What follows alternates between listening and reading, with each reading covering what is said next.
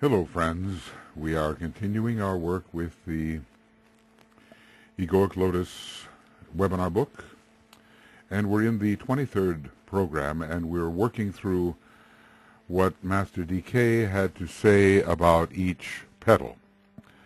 And we will do this in this section starting on page 539. We've already done petal 1. And also we will work in the colors later, in what he has to say about each petal. They are relatively short sections in terms of what he has to say. Then we'll pull them all together into some sort of synthesis. So for right now, we are here, just about to go into petal number 2, and let's just take a look there. It is the petal of knowledge. It's the petal of knowledge with the love sub-category, knowledge love. And it sustains the orange color, as all do, and adds the blue and the rose. We do remember that Master KH works with devas that are blue and rose in color. It is suggesting here the sixth ray, and some of the blue, of course, can suggest the second ray, especially when we have indigo. But one of the two major colors connected with the sixth ray are rose, sometimes called silvery rose, but anyway, rose, and blue. All right. The petal of love for the physical plane. So when the word love is used in this context, it of course means desire. There is some emergence of love, but it's still very form bound. And love is increasing over sheer instinct, such love as it is. It's not what we would call perhaps true love, but which is ever minimally soul love, the love of one soul for another, but still it's a growth in that direction. And it may be expressed, grossly, through grossly physical man at this point in human unfoldment. But we have to remember that the lotuses of Brahman are on the point of the second petal is showing signs of opening, and they have a certain advancement over those who focused in the Lemurian petal. So the love involved here is, we would call it instinctual love, and it's probably closely associated with sacral center processes. And let's see. No, this is not the one we want. And I'll say here,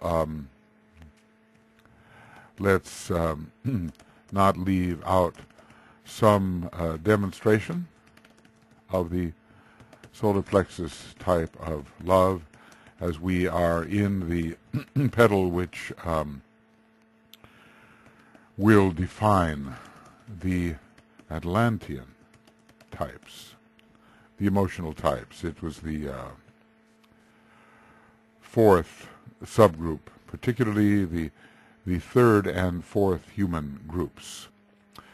And as well, some degree of creativity may also be shown forth during this, which is also a very lengthy stage. The first two petals are the by far those which take the longest to unfold.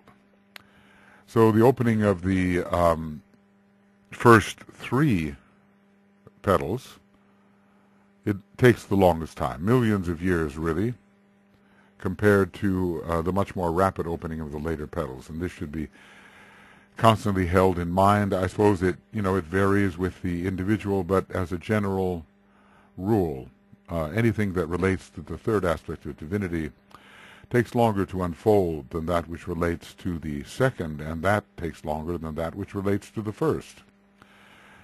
So there should come some realization of the great diversity of experiences which the human unit will experience during the immense time taken to open the first, second, and third petal, during which, when they all open, of course, he will be working in the field, at least organizing in the second tier.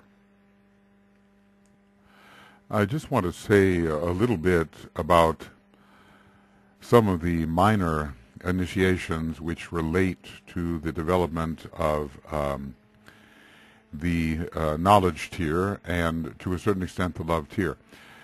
This is from Cosmic Fire 869 and 70. The organization of the knowledge petals and preparation for unfoldment is going on in the Hall of Ignorance, under the guidance of the energy of the Mahachohan,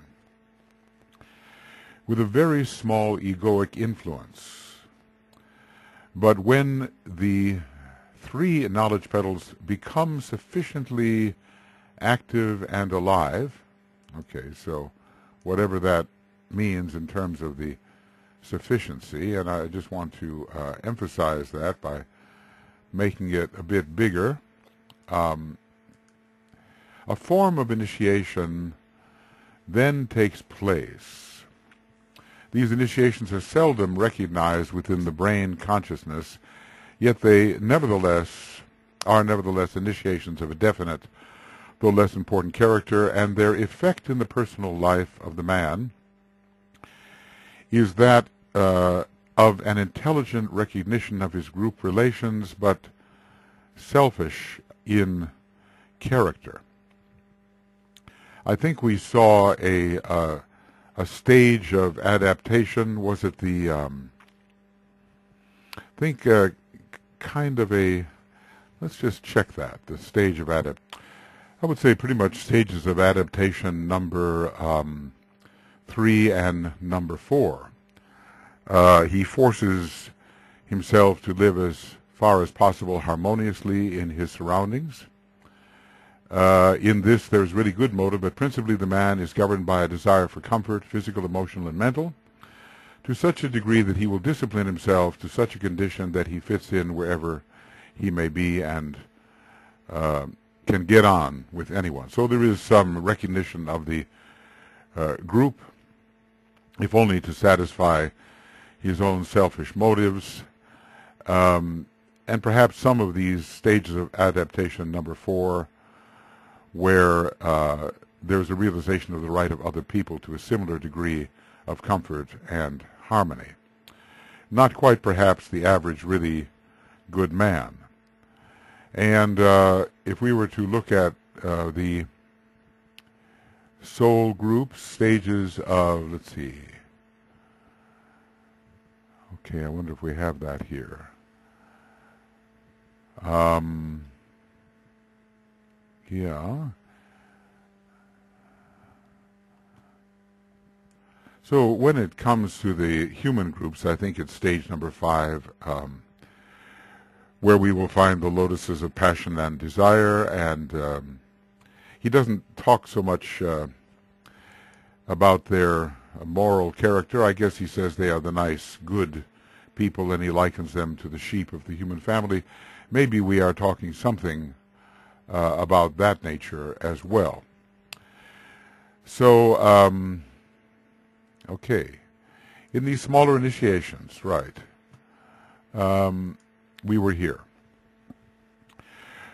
So there is an intelligent recognition of his group relation, but selfish in character. When the love petals are organized in the Hall of Learning under the guided force of the Bodhisattva, these are not initiations actually, but guided force, another series of smaller initiations takes place. So it's more than one, which deal with the love nature, with astral organization, and the effect in the personal life is the recognition of some form of unselfish love. And I think this would be coming in with some sixth petal work and organization. Now, there is another place where the discussion of the petals in relation to these earlier initiations does take place. The egoic influence is beginning to be felt. It's but small, but when the three petals become sufficiently, this is it, and it goes on a little further in the same page. The energy of the outer circle of petals causes it to spring apart from the next circle and to unfold. The threefold energy becomes interactive, and a very definite stage is thus reached.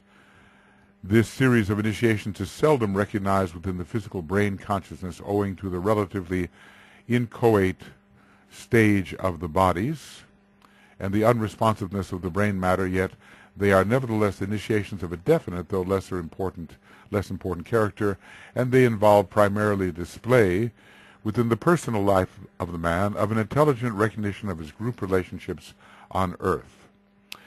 This initiation is frequently selfish in character, as for instance that which the union worker displays, but it is indicative of group interplay. In other words, working with the group because it will serve the self. Now, let's go a little further, and we see a similar process takes place when the second tier of petals is organized and ready for unfoldment. This is pretty much the same page. It is, yes. Some form of unselfish love, and that is usually attributed, we will see, to what's going on in the sixth petal. Not the full unfoldment of the sixth petal by any means, but the second tier of petals is organized and ready for unfoldment. And I'm assuming that the opening is going to occur in a somewhat sequential manner. So that still remains a little bit ambiguous, whether there's a sudden opening of all three, let us say, petals of knowledge. I don't think so, because otherwise we would not have people at the present stage with one petal open, with one petal, second petal on the point of opening, with another group with the second petal opening, and work going on in the third petal, and another group with the first and third petal opening. So this springing open, I think what it means is that which is not yet fully open does become fully open. So we see that this type of initiation occurs when there is work going on, the first type, when there is work going on in the love petals and the outer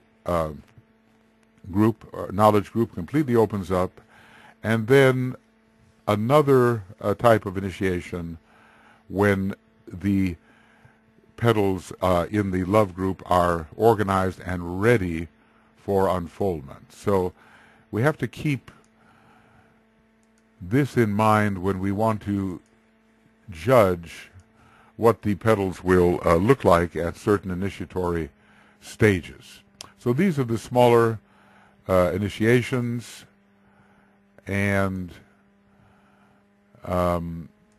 here we go. So, right, okay. Now we can come back to our the stages of adaptation. I don't think we need to look at that so much. We can come back over here to the qualities of the petals of the egoic lotus, and yes, here we are. So we had reached the point where DK was continuing to speak, and basically what he said here is that this petal, the love petal, it unfolds through physical relationships. So we are speaking basically, I suppose, of family and community relationships to a degree.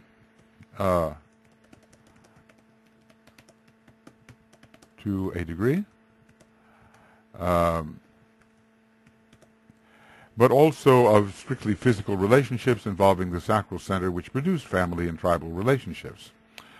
So we can also be speaking of relationships which form in order to ensure survival.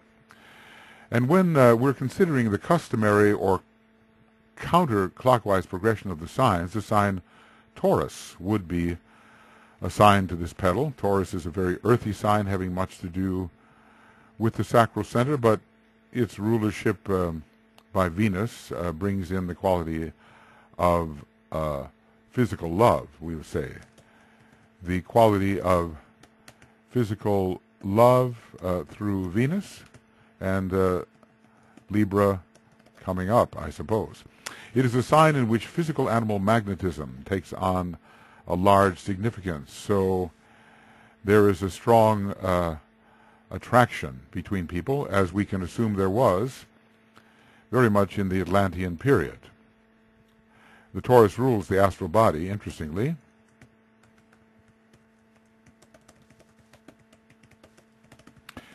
And when we see the three signs together, the three first signs, we see that Aries is assigned the rulership of the mental body, Taurus the astral body, and Gemini the etheric body. But sometimes, of course, it can be reversed, and Aries has a lot to do with the physical body, and Gemini with the mental body. But, you know, really,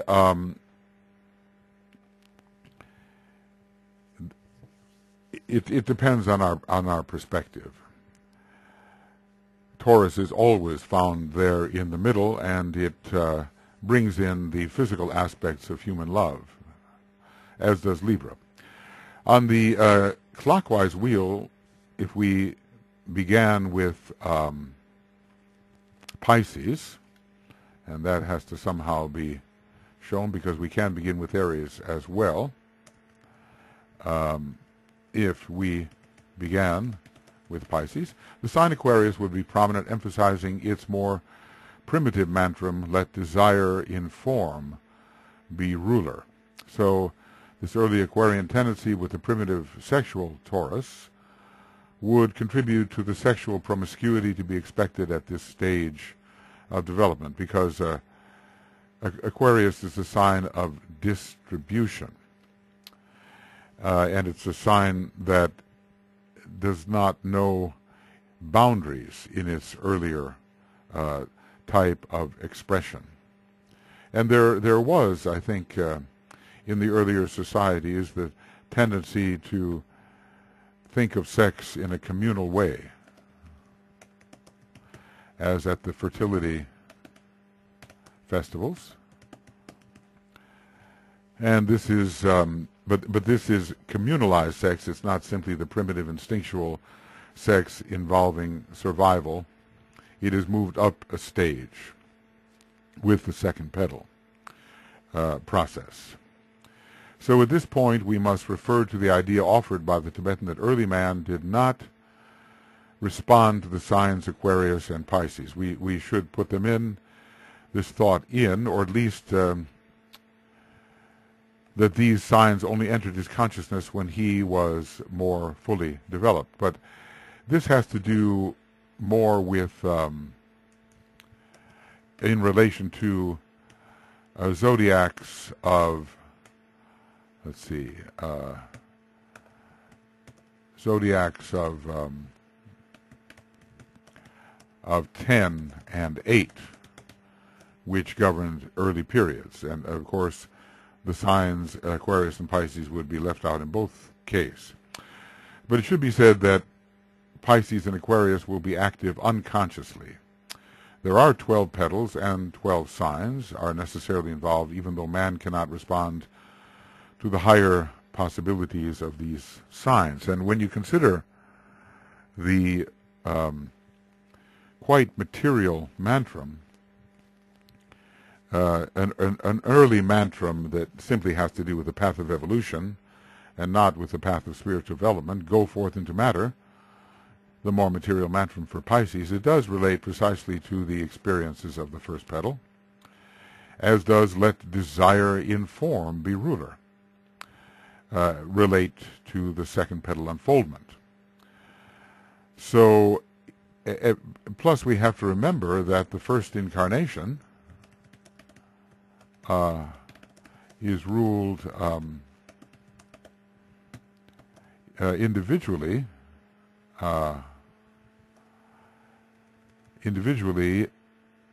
in by Pisces.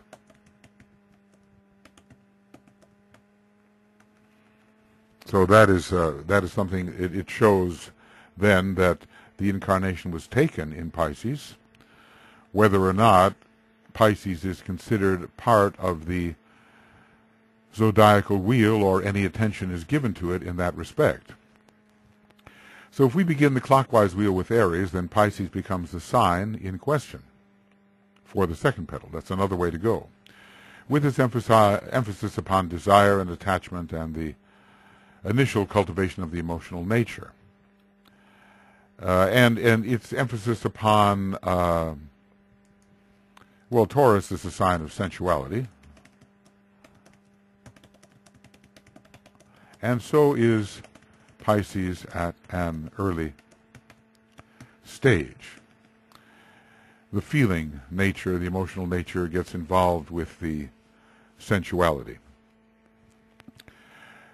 Pisces is a water sign, and hence its association with astrality, desire, and emotion, which is beginning to be developed at various points in the second petal experience.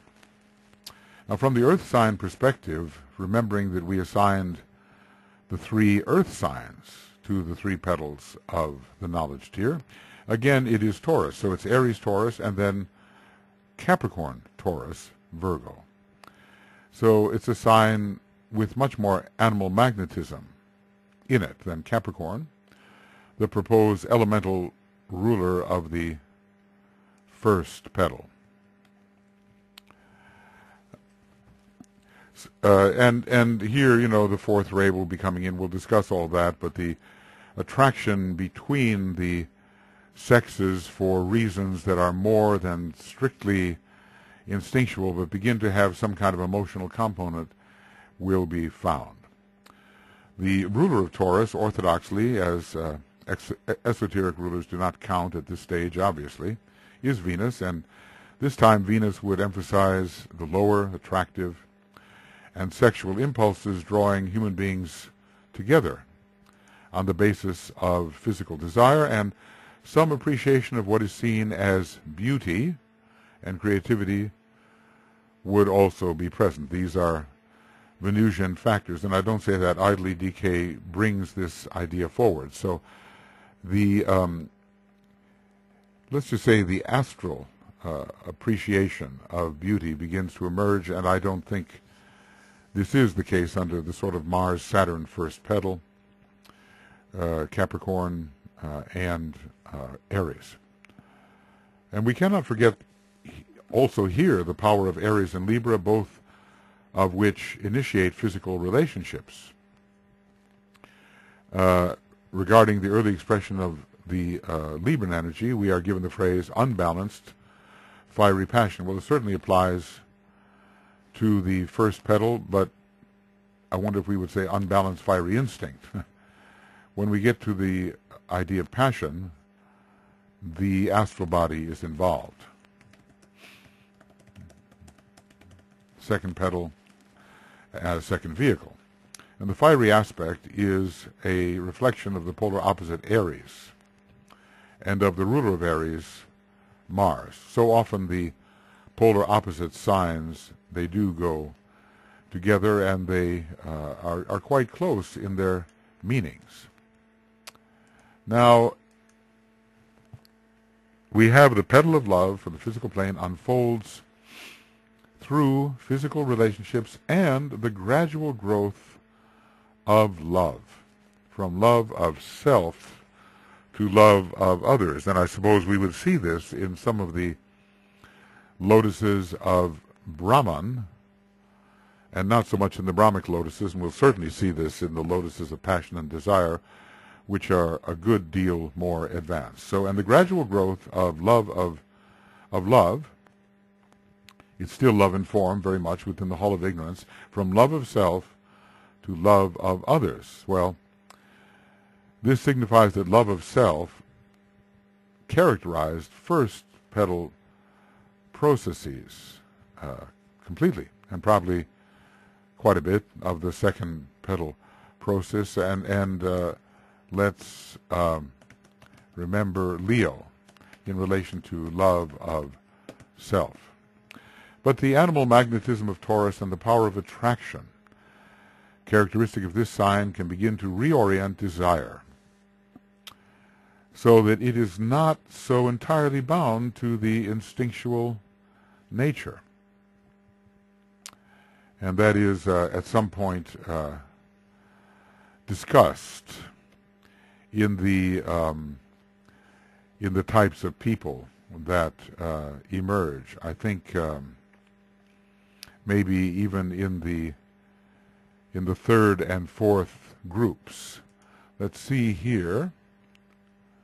Stages of opening human groups.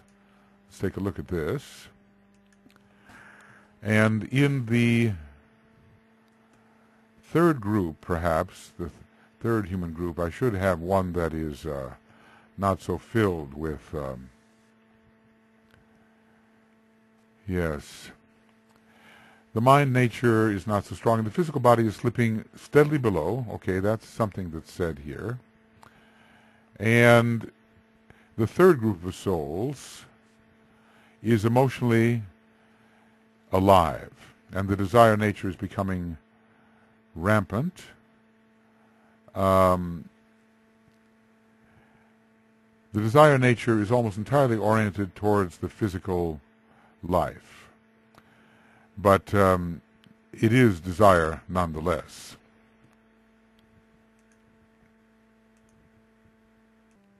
I think we could say that especially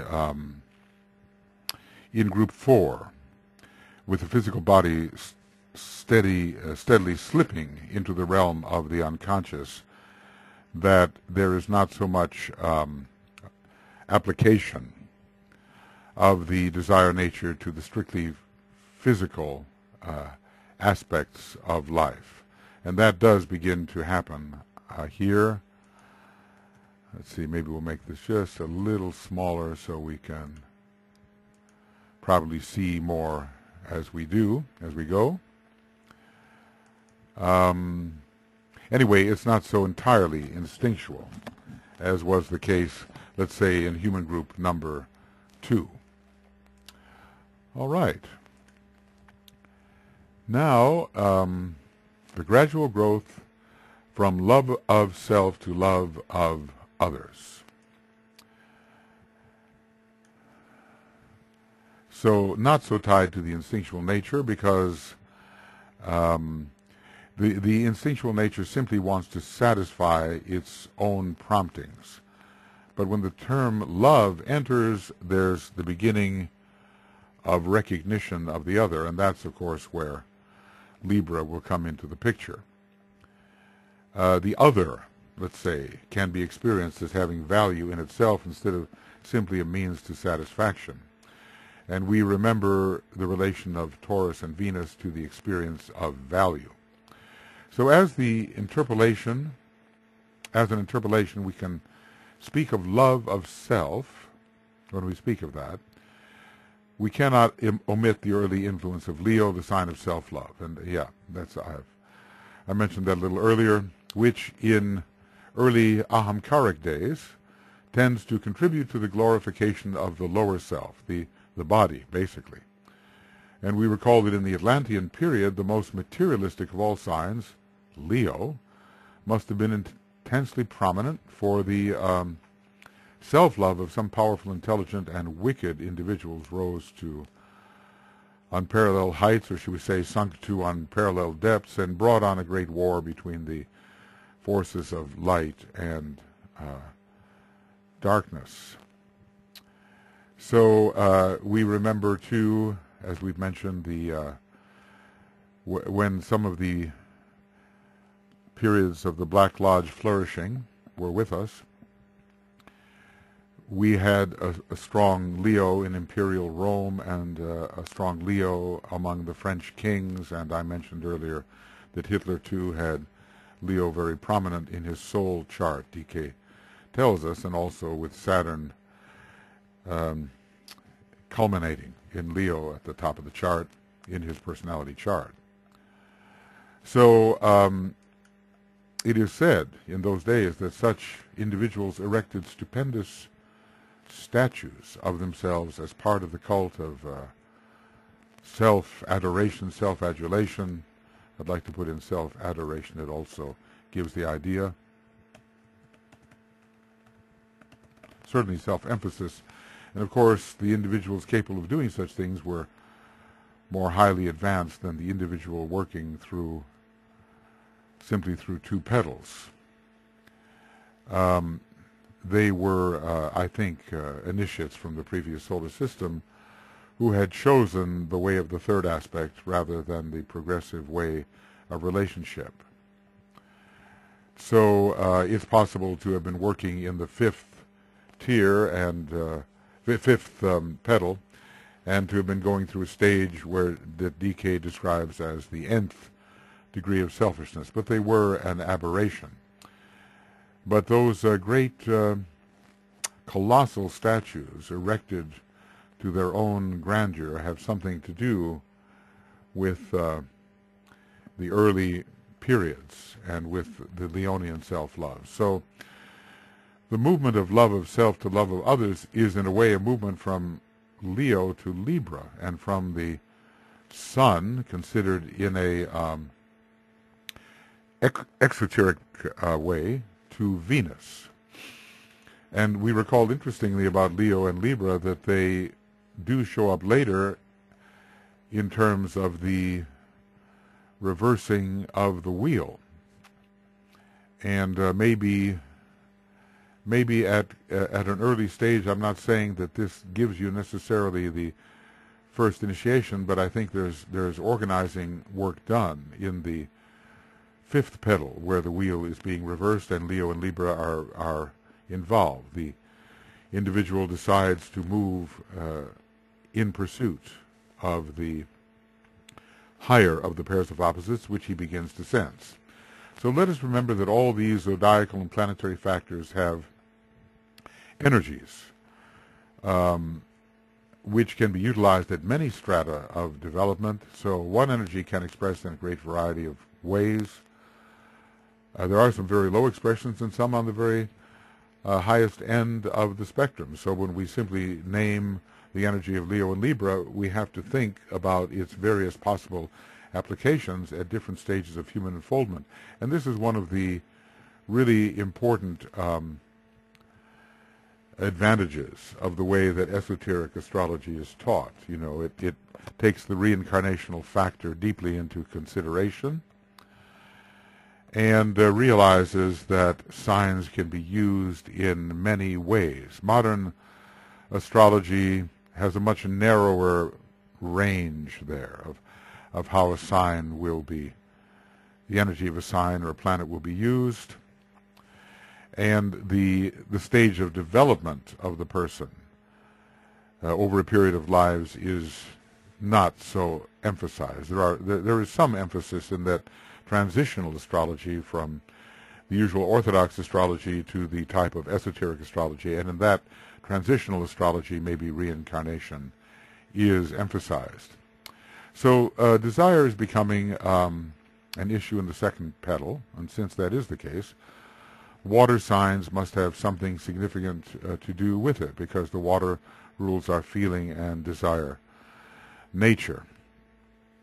At least it's one of the major contributors. We can't say that fire is missing in terms of fiery desire, but maybe watery desire is coming first. So we have already mentioned Pisces, but what about Cancer and Scorpio? Well, Cancer could give the instinctual tendency to cling to that which is desired and to that which is seen to be of value, as we would expect in the Atlantean consciousness. And Scorpio would feed the connection between desire and sexuality, which is moving, it appears, into a higher phase here. We remember that man did not respond to all the signs of the zodiac in those early days, at least his response could not have been a high or conscious response. So here I've mentioned what I interpolated earlier, that the zodiacs of 8 signs, 10 signs, even 11 signs are perhaps something of an enigma to us today, because after all, a zodiac is a heart center, and a heart center is 12-fold. But they're based, I think, not on the appearance and disappearance of the energies of certain constellations and their vehicles of expression, the signs, but on man's power to respond to various influences, and especially in a conscious manner. So, returning then to Taurus, we know Taurus is one of the paramount signs of desire, and so this petal is surely a desire petal, a physical desire, or maybe we can call it here a desire in form petal, which is going to link it to Aquarius. Venus, as the ruler of Taurus, emphasizes in terms of second petal processes not so much the fifth ray, but the sixth and the second, both expressed by Venus on one level or another. Actually, the lower second ray, we might say perhaps the personality of Venus is the second ray. And the sixth ray is said to be its monadic ray. It's the home of the planetary logos of the sixth ray. Venus is that. So one of the stages of its monadic expression is on the sixth ray. Now, you know, to what extent this would work through into life in form can be questioned, but there is some soft line Venus expression in this particular petal. Mars, of course, is the planet of sexuality and a non-sacred planet, much associated with deeply material processes, and it is extensively involved in the second petal process, I think we can say. For the love of others, in the beginning at least, is largely the desire for others, sexually especially, though it is expected that the influence of Mars would gradually give way to some Venusian process as unfoldment continued. I mean, Mars is sex and desire, and Venus is love from the conventional point of view, how we view these. So Mars is sex and desire, and Venus is more related to love and eventually to love, wisdom. So we might say that magnetic Venus would make it possible some of the first human groupings along the community line, community and tribal line, and this would come to be valued as fulfilling primitive community needs.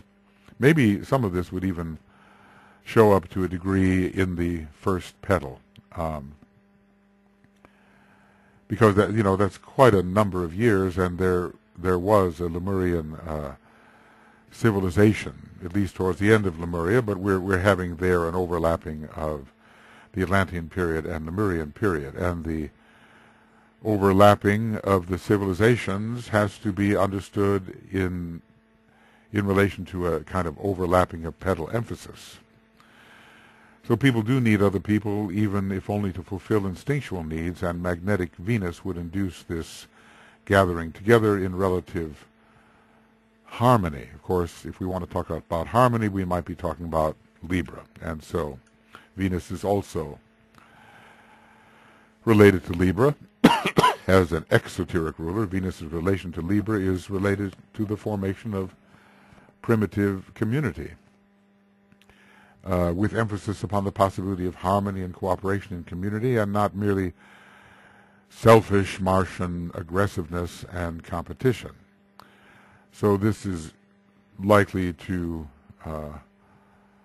occur a bit more in the second petal, when work is being done in the second petal. But even, you know, we have people gathered together today. Of course, they do have one petal open. We have to remember that. I don't know if we can ever duplicate, when looking at present-day humanity what happened in the very early days after individualization, because obviously we were dealing with lotuses in bud, and the type of selfishness then demonstrated would be much different than what is demonstrated now in the Aboriginal groups, which, he says, have one petal, well, open, whether it's fully open or not, but it has shown signs of opening. And they certainly have developed community life. But of course they would be working also in the second petal, and to the smallest extent in the third. So Earth, let's look at Earth. It's a planet associated with Taurus. DK says very much associated with Taurus, and it continues to be emphasized in a way all the way through the Hall of Ignorance, all the way through the Petals of Knowledge. It does have the third ray, which is related to intelligence, activity and intelligence, active intelligence and intelligent activity.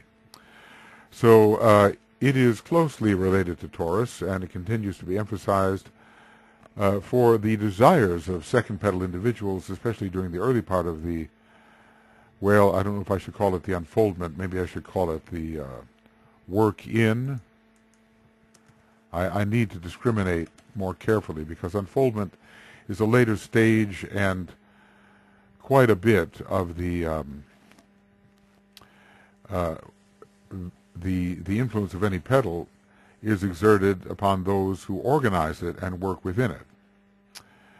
So desires of second petal individuals, especially in the early part of their work in this petal, is for that which is earthy, obvious, tangible, and revealed through the senses and close at hand. It's not about abstraction at all.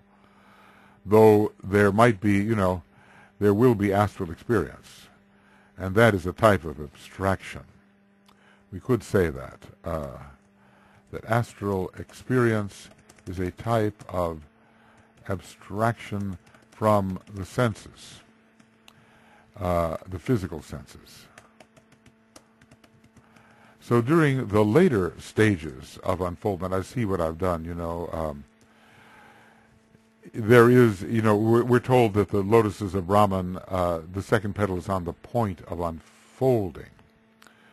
So let's just say during the later stages of organization and work within, it can be hypothesized that astrality becomes of importance, and that desire shifts away to a degree from that which is revealed only by the outer senses.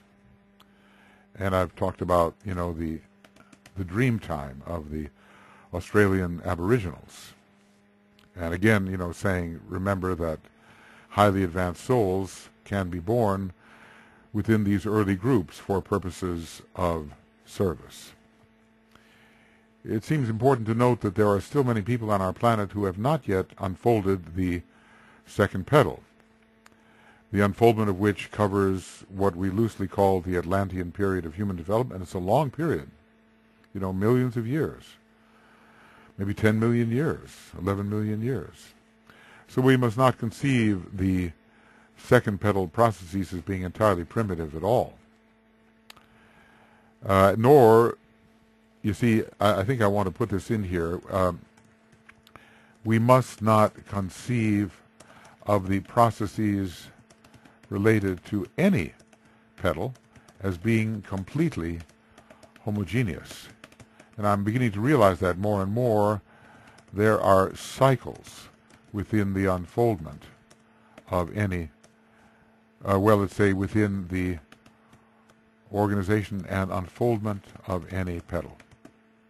And these cycles may be ruled by laws, with timing involved, of course.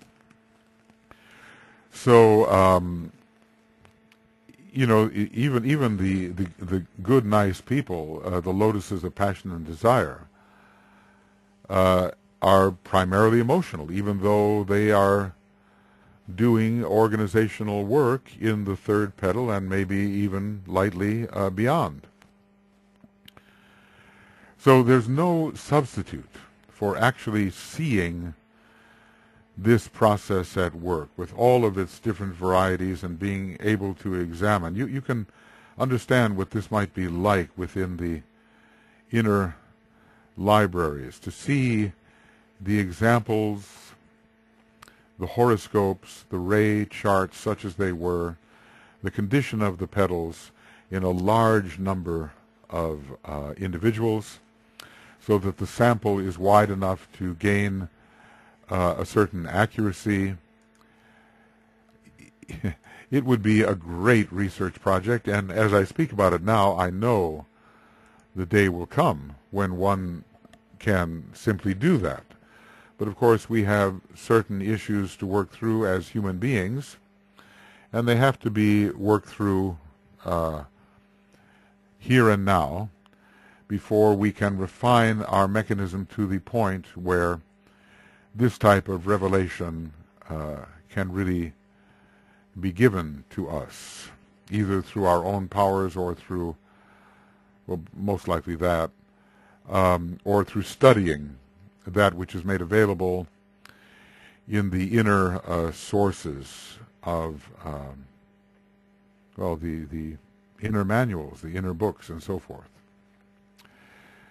Now, so desire does become more refined and less attached to the physical processes as the second petal continues to, I'm always going to have to say here, to be organized and to open.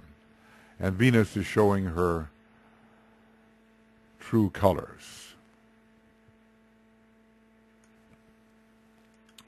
So from this perspective, the sign Sagittarius enters, reorienting desire from strictly physical preoccupation to higher and wider possibilities. I mean, as I said, we can think of many signs in relation to the processes as they are described. So we've looked at Taurus, we've looked at Libra, we've looked at Aquarius, maybe to a certain degree we've looked at Pisces, Cancer, Scorpio. To speak of Sagittarius, well, it can be very physical, of course, and it's interesting that Sagittarius is ruled esoterically by the Earth, but Sagittarius is also associated with Mars and with the lunar lords, so we know it has very strong elemental material meaning as well. So, excuse me, of course, Sagittarius and the Centaur can be very much a sign of animal man, but by the time the true Atlantean period is reached and the fourth type of human group is there, the Atlanteans, the human being is lifting his sights, so to speak, you know. What's your aim? What you aim for? And envisioning that which is more than the physical body can provide. The physical body has very limited instincts which can be satisfied and have to be satisfied and become, and their satisfaction becomes the main preoccupation for so many types of people in the very early days. But once there is satisfaction, even the modern psychologists will tell you, psychologists like Maslow, that there is a hierarchy of needs. He draws it in kind of a triangle or a pyramid. And once the lower needs, or what a sense's needs, are satisfied, then one sets one's sights to higher things.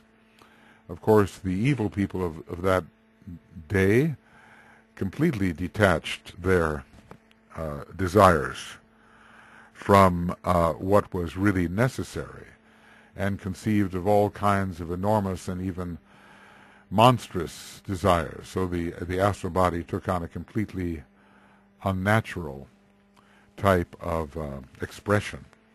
But as I say, they were already more advanced, and they were considered initiates from a previous solar system.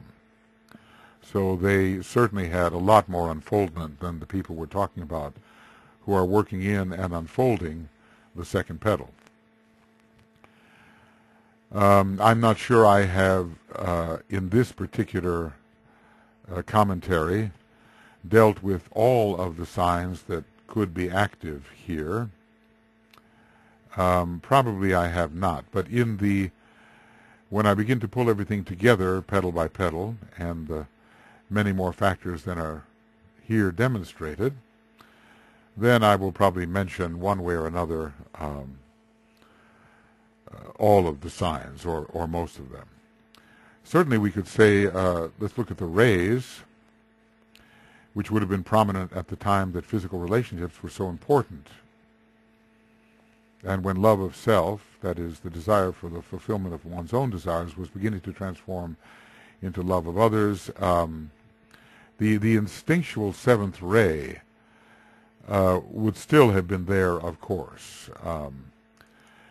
That would carry over.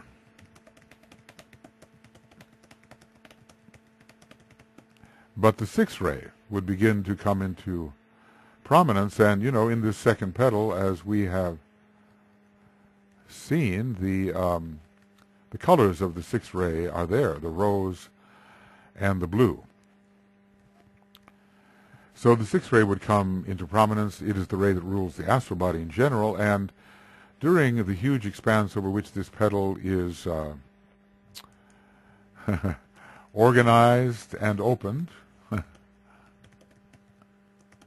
astral body becomes an important center of focus. As a matter of fact, we're living on the kind of planet in which the planetary logos has not tamed his own astral body, cosmically speaking, and is still struggling with that on the cosmic astral plane. And we live in a solar system which is astral-buddhically polarized, so always the astral body is going to carry over and be of immense power.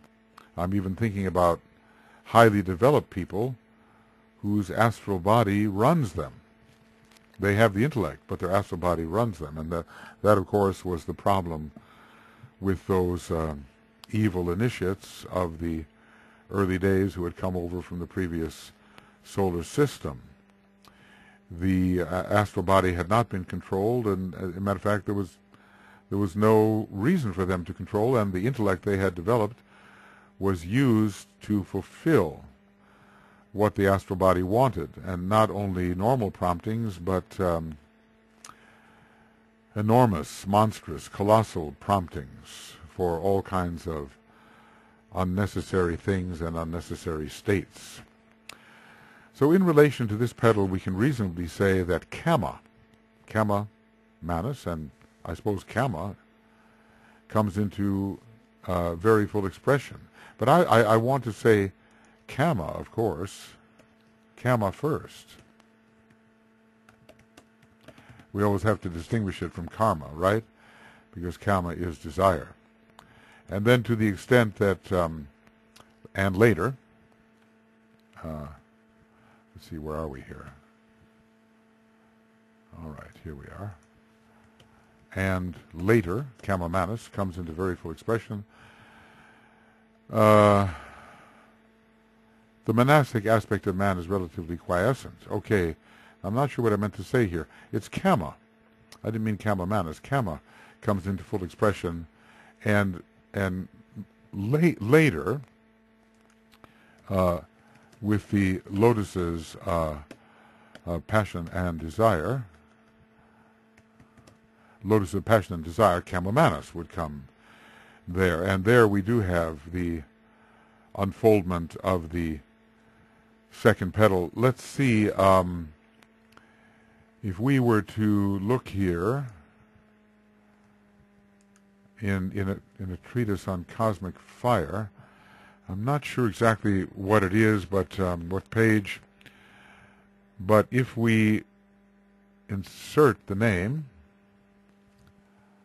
Lotuses of Passion, or the, let's see, Lotuses, or maybe just Lotus of Passion. No, why not? Treatise on Cosmic Fire, it should be there. Passion and desire. There's only one, and let's see what we find here. Lotuses of passion and desire. Well, their fundamental nature, as we have discussed, is embodied love in some one or other form. And it's embodied love. It's not the bulk of the monads of love are upon this in this group. And the well-to-do, kindly people of the world. These are lotuses of the first circle. And let's see if we just do this. And we say, let's try to find this petal. No, that's not going to work. Okay. Okay, this causes cessation coming in, floods of Petries that must be not forgotten here. Here in the Brahmic lotuses, or the lotuses of Brahman, really, the second petal is showing signs of opening. For the lotuses of passion and desire, it must be definitely opening. And let's see, 5 groups. They have 2 petals unfolded. Is the word unfolded the same as open? Or does it give us a sense of the process? Maybe open is like completely unfolded, and unfolded is unfolded to a degree, and the third for them is at this time the object of their attention, which means that organizational work is going on there. Okay. So, lotus of passion and desire, 2 petals unfolded. Completely open? Maybe not. But unfolded. So how we could put it, is we could say shut, organizing, organized, stimulated, unfolding, opening, unfolded, completely unfolded, open. These are different ways of looking at the sequence.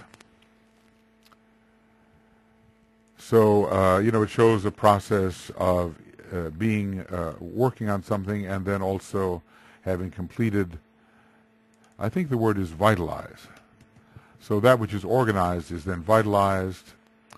Then an unfolding begins, an opening begins. It becomes the petal becomes unfolded and then completely unfolded, and I suppose completely open. He doesn't always use those words, but this is the idea of the sequence of the petals. So Kama is very important, and Kama Manas later comes into very full expression with the lotuses of passion and desire. But generally, the monastic aspect, in any pure sense, is quite quiescent, and is only used in order to promote the fulfillment of desire. We would, however, find the man beginning to desire something other than his own physical satisfaction. And that's, of course, the nature of this petal. And beginning to love something other than himself. And this DK basically says. And Taurus, we know, brings in the 4th ray, so we would find the beginning of the struggle between opposing desires, of which the 4th ray is the representative. But these are not, these opposing desires are not between the pairs of opposites, soul and personality. We're not into the factor of soul. There may be something about God or some, higher powers that one has to propitiate, but we do not think of ourselves as soul. And that's what begins to happen in the when work is being done in the 2nd tier. So we are speaking of the 2nd petal, and so to some small extent because of numerical affinity, the second ray must be involved, at least in a general sense, as I said, in relation to the possible second ray personality of Venus. We have already noted that it is not possible for an individual before the stage of spiritual aspirant to have a personality on the second ray nor on the first. But then at this period there would be no personality as an integrated unit in expression, though we have to explore this, but whether in a latent and interior sense the personality ray would at least exist.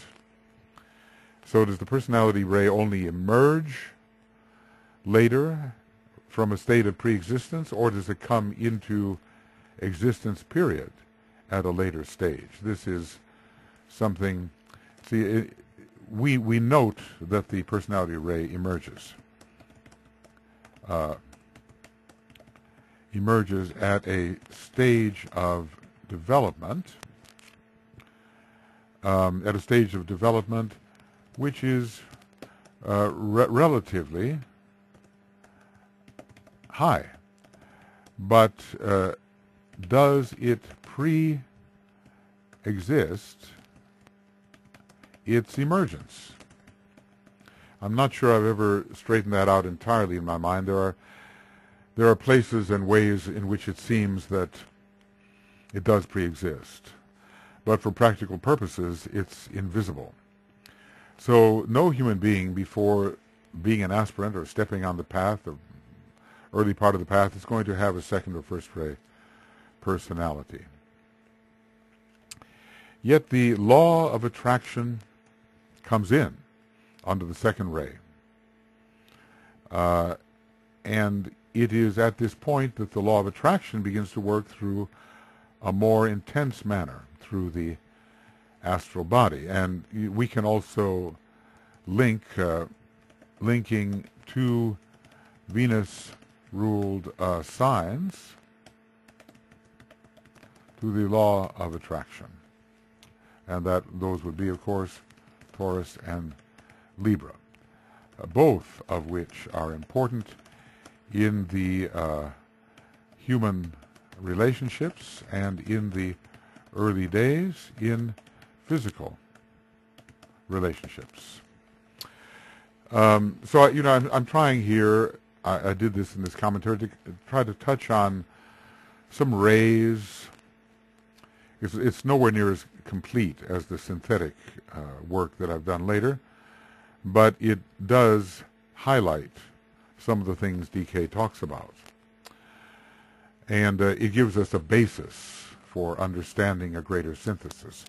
With regard to the chakras involved in second petal functioning, well, the emphasis upon the base of the spine certainly must continue. Maybe it's not as primal as it was in the first petal, where it's fight or flight and survival is the complete issue. There's probably ways that the growing relationship between people assists with survival.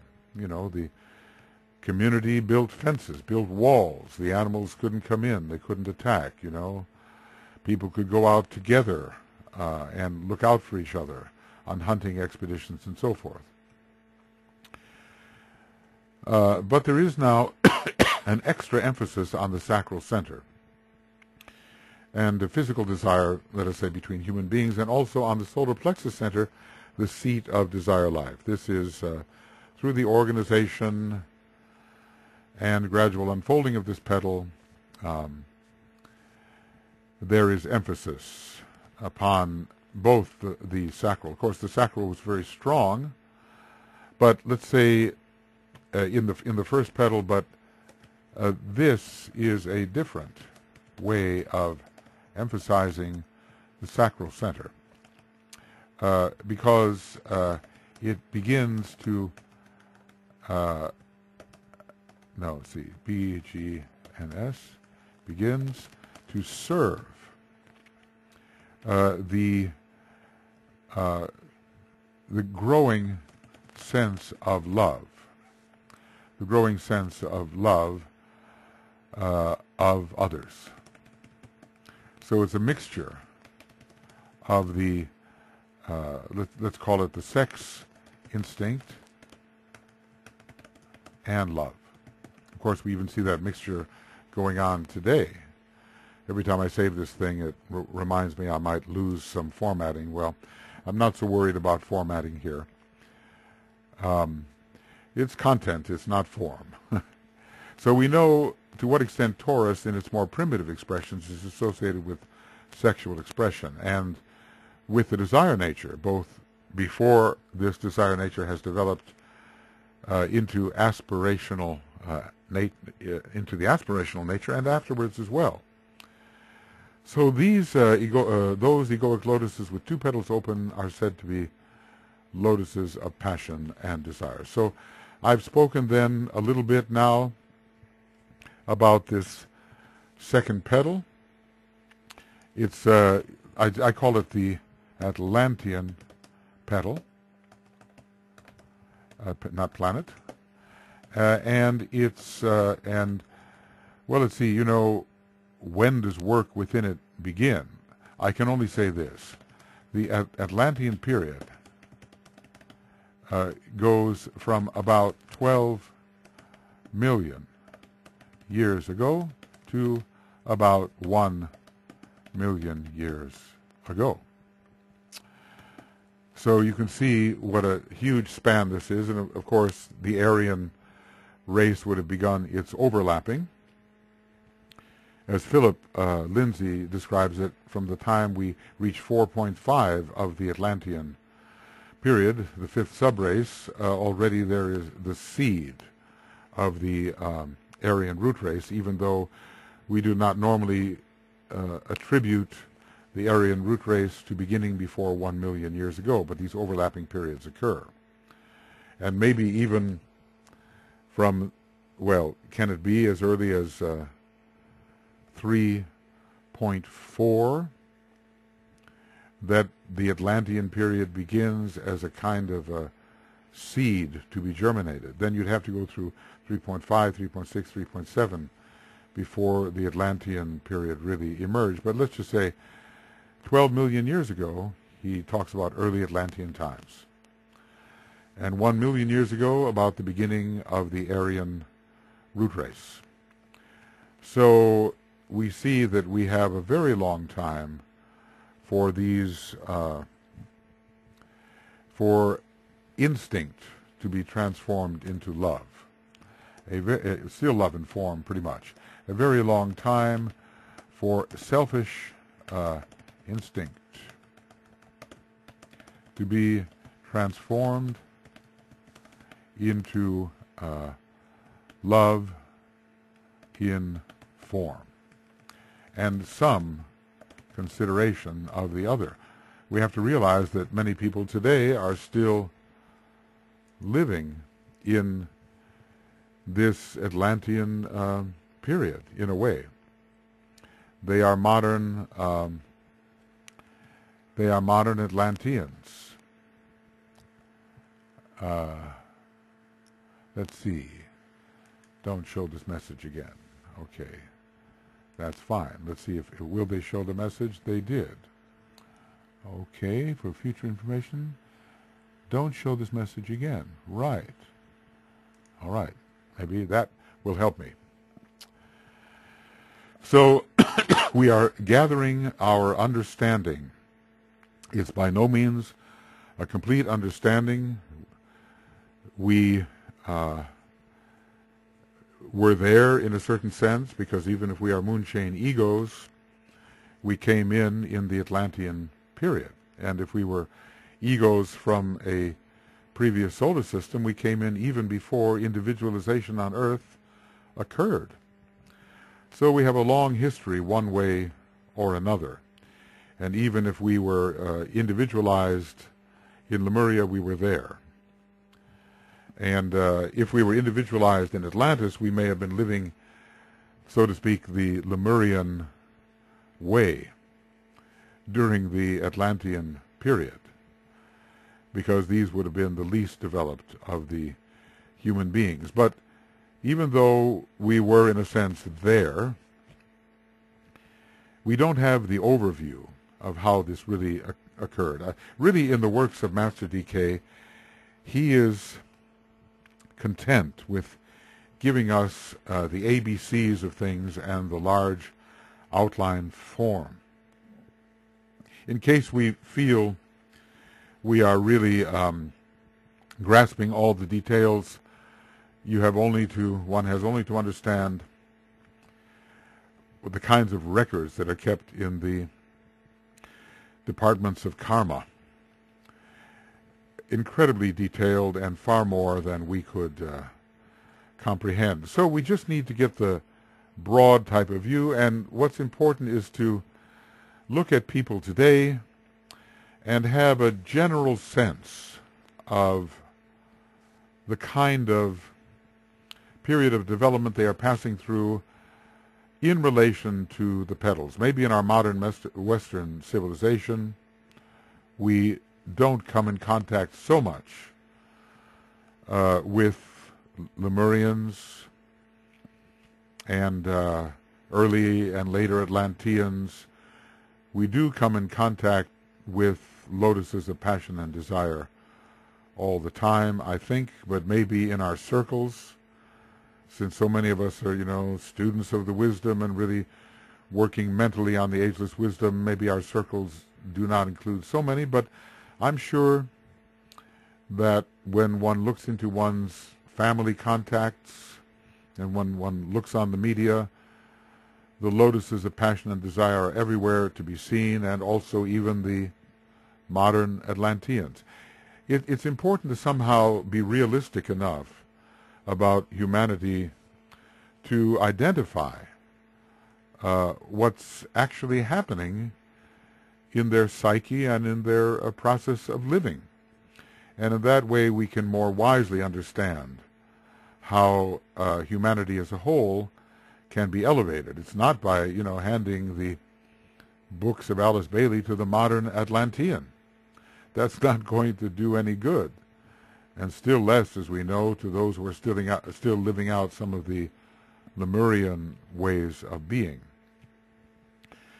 But if we have an idea of the objectives of the different human groups, with so many, overlapping examples, but in general the objectives, then we're in a much greater position to understand wisely what has to be done with humanity and how to meet the various kinds of needs. Well, my passion for completeness, it's always going to be frustrated.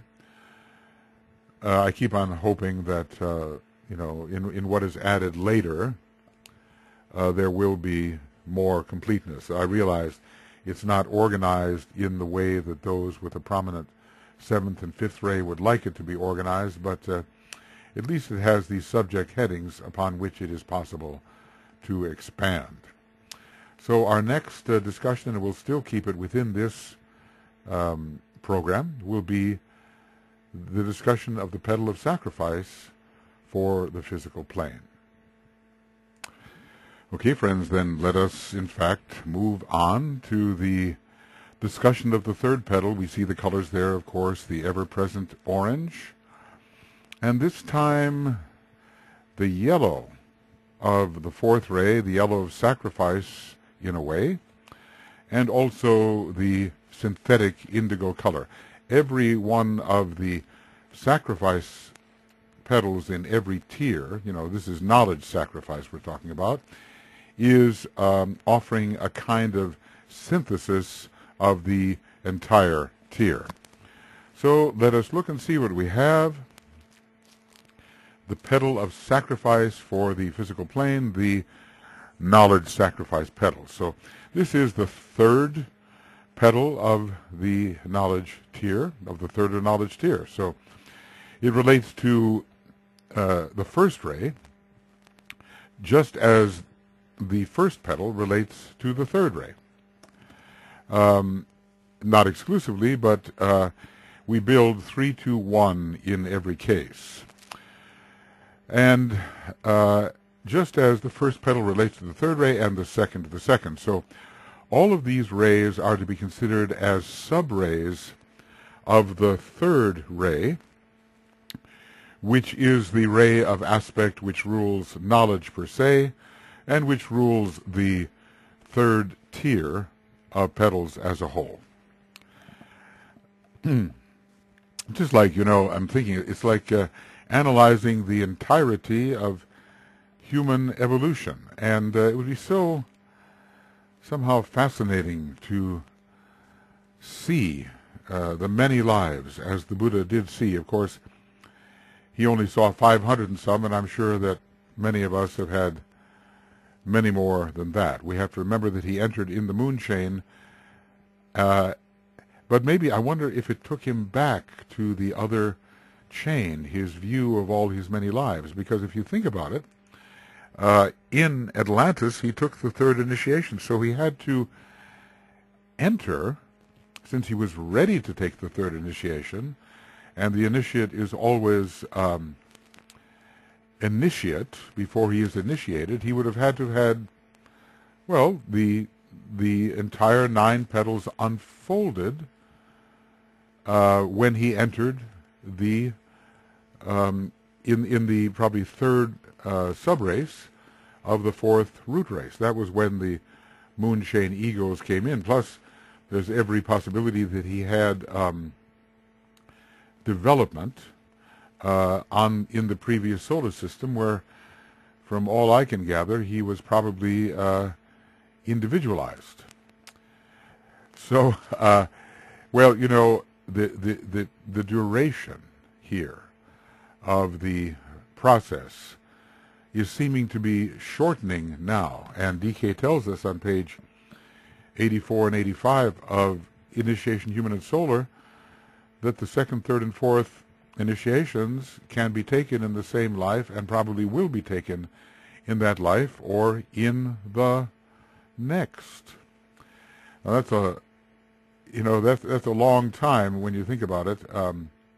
In other words, that's a very short time, but it's a long time if you think of the Buddha having been ready for the third initiation at the end of the moon chain, but was not being offered. So his petals were very unfolded, and there, with that type of unfoldment, apparently, he remained until it was possible in a fourth ray ashram for the Christ and for him to take that initiation together.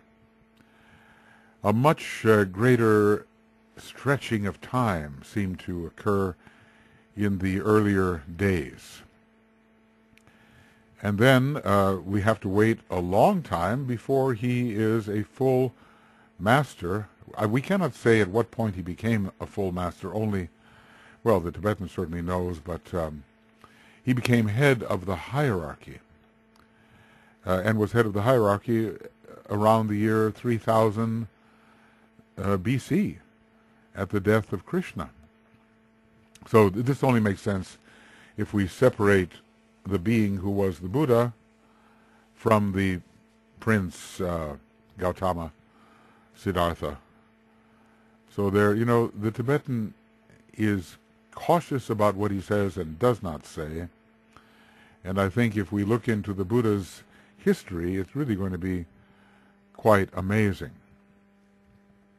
Anyway, we should recall at this point that Mars, generically, from the assignment at least that I give it, rules all 3 knowledge petals, as Venus rules all 3 petals of love, and Mercury all 3 sacrifice petals. That's kind of a generic ruling.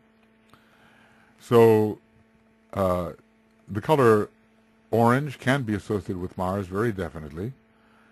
Even just look at the planet. Venus, the rose color, can be indeed, and Mercury, the yellow color. These end up being prominent colors in the 3 petals, 3 tiers assigned. And from the perspective of the synthesizing planets, we could say that Saturn generically rules the tier of knowledge petals, Neptune the tier of love petals, and Uranus the tier of sacrifice petals. The colors don't exactly correlate, but Neptune does correlate with the rose very definitely, and probably the deep, deep blue, when we speak of its monadic ray, which is not really being expressed, or is not that which the experiencers in the love petals are drawing upon. They're drawing upon more of its sixth ray in relation to the astral body. So when we speak of this kind of rulership, we're not speaking of the expression of the very highest characteristics of the synthesizing planets, though I suppose the first ray of Uranus fits quite well with the will sacrifice petals. And in a sense, because love is being cultivated, even the second ray does fit. The third ray of Saturn fits very well. There is no hard or fast rule here, and always there are going to be overlaps, and we can only gain the clear idea by first-hand vision, not just of the occasional egoic lotus, but of the whole process and a sample of many types of unfolding lotuses from many different kinds of monads. What an amazing subject it is. What a vast subject it is. And I'm sure there are those who, of solar angelic capacity and status, who have to oversee this kind of unfoldment. And we're a long way from that, maybe a whole solar system from being able to do that one. All of the signs and planets are contributing their energy to every process in the development of man over his very long history. But, of course, the emphasis is going to change depending upon the particular stage of the developmental process, which will require different types of developments, different types of achievements. I think maybe I want to read the whole sentence. It's going to be a short one, as always, but we get a bit stretched apart. The Petal of Sacrifice for the physical plane. This unfoldment is brought about through the driving force of circumstances and not of free will. It is the offering up of the physical body upon the altar of desire. Low desire to begin with, but aspiration towards the end, though still desire. As man in the early stages of his evolution is polarized on the physical, much of this is undergone unconsciously and without any realization of what is being consummated. But the result in the causal body is seen in a twofold increase of heat or activity. So we have the physical permanent atom becoming a radioactive or radiant point of fire, and the lower three petals become vibrant and begin to unfold until fully developed. It kind of makes you wonder about the unfoldment of that very first petal certainly for the lotuses of Brahman. Have they, in a sense, already done some work in the third petal? There's some kind of apparent inconsistency here, because it does seem that there is some petal unfoldment which is sequential, but then at a certain point there is an increased vibrancy and the complete unfoldment of the petals, all three, as the man is working at organizing the higher petals in the petals of love. So, it doesn't seem to me that the man is working in all three petals simultaneously, and while working actively in the third petal, nothing has yet unfolded in the first. It doesn't seem right, especially since the lotuses of passion and desire have two petals open, and the third petal is gaining their attention, which means that they are working at organizing activity within that third petal. It's not yet on the point of unfoldment. So, at my present level of ignorance, let us say I'm kind of opting away from the idea that these petals simply unfold all at once.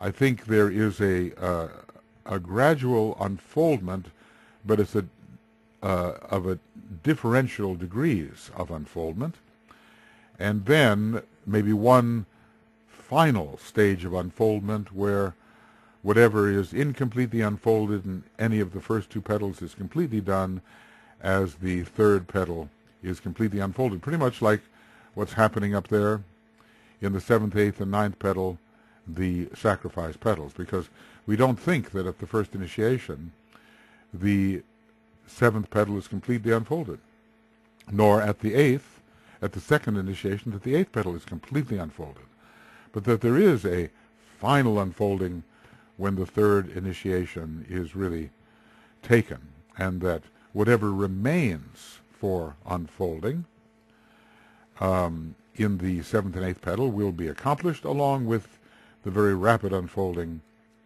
final opening, completed opening of the ninth petal. So then now we can divide up what the Tibetan said in parts.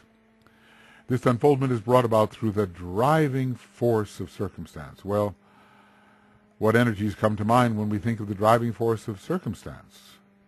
Saturn is certain, and Saturn with its strong third ray represents circumstance, that which stands around, circum, the circle.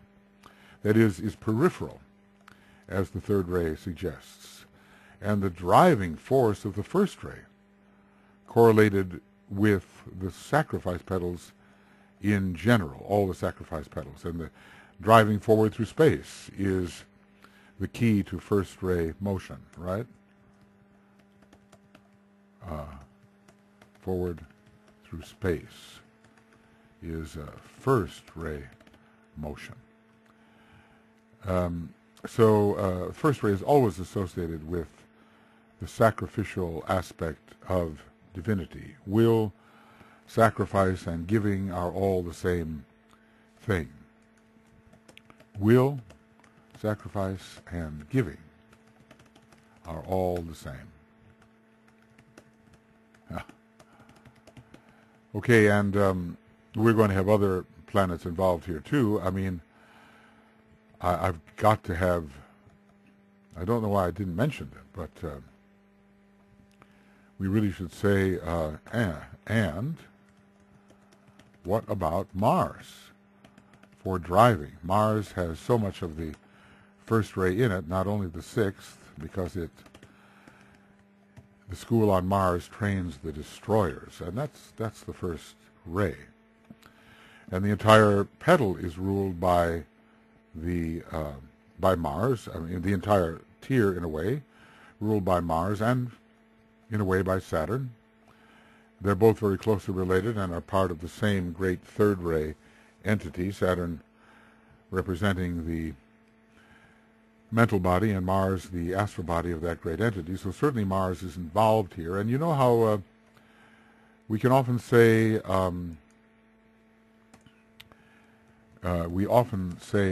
this: circumstances forced me to do it.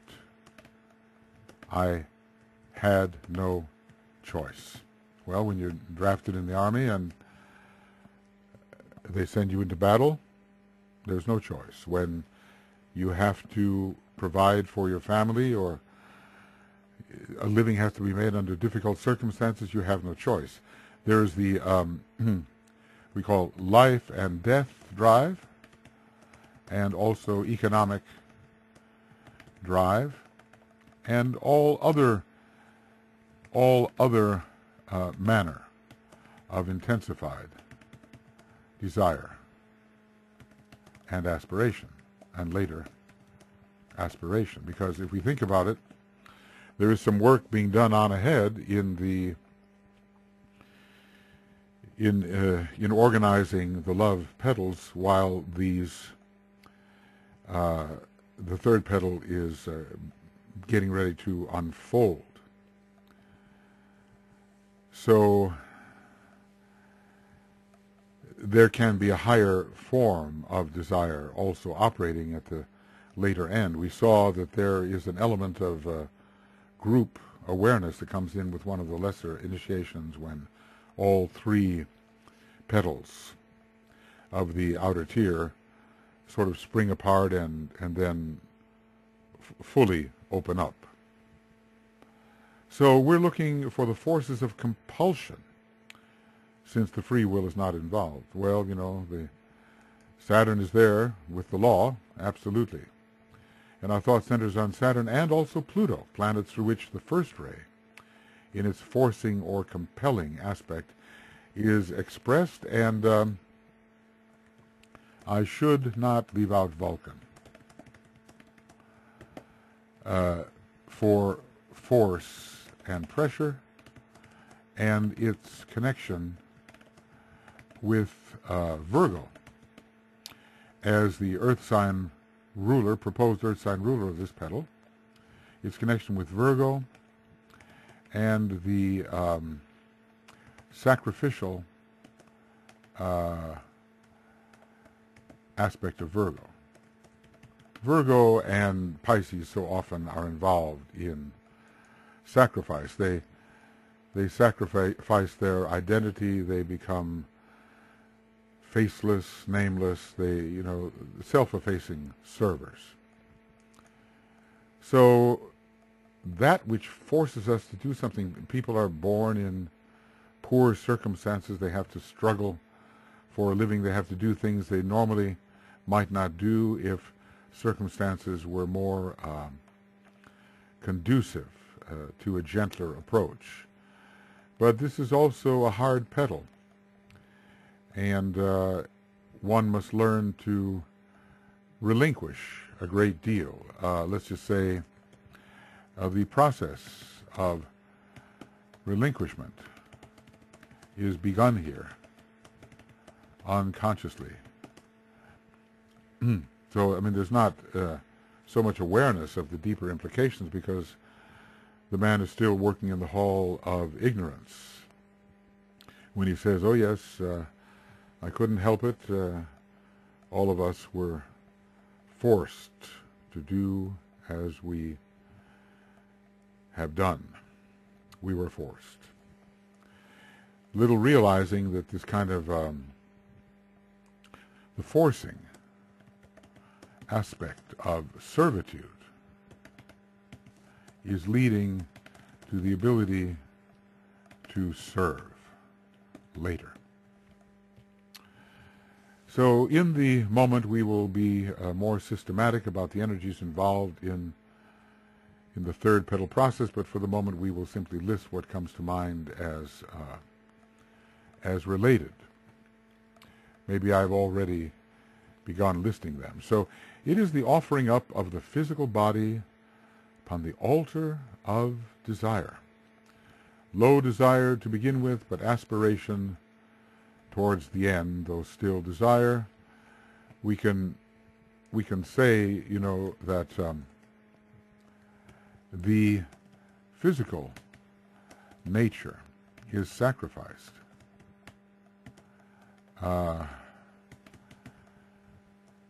Because the desire nature is intense.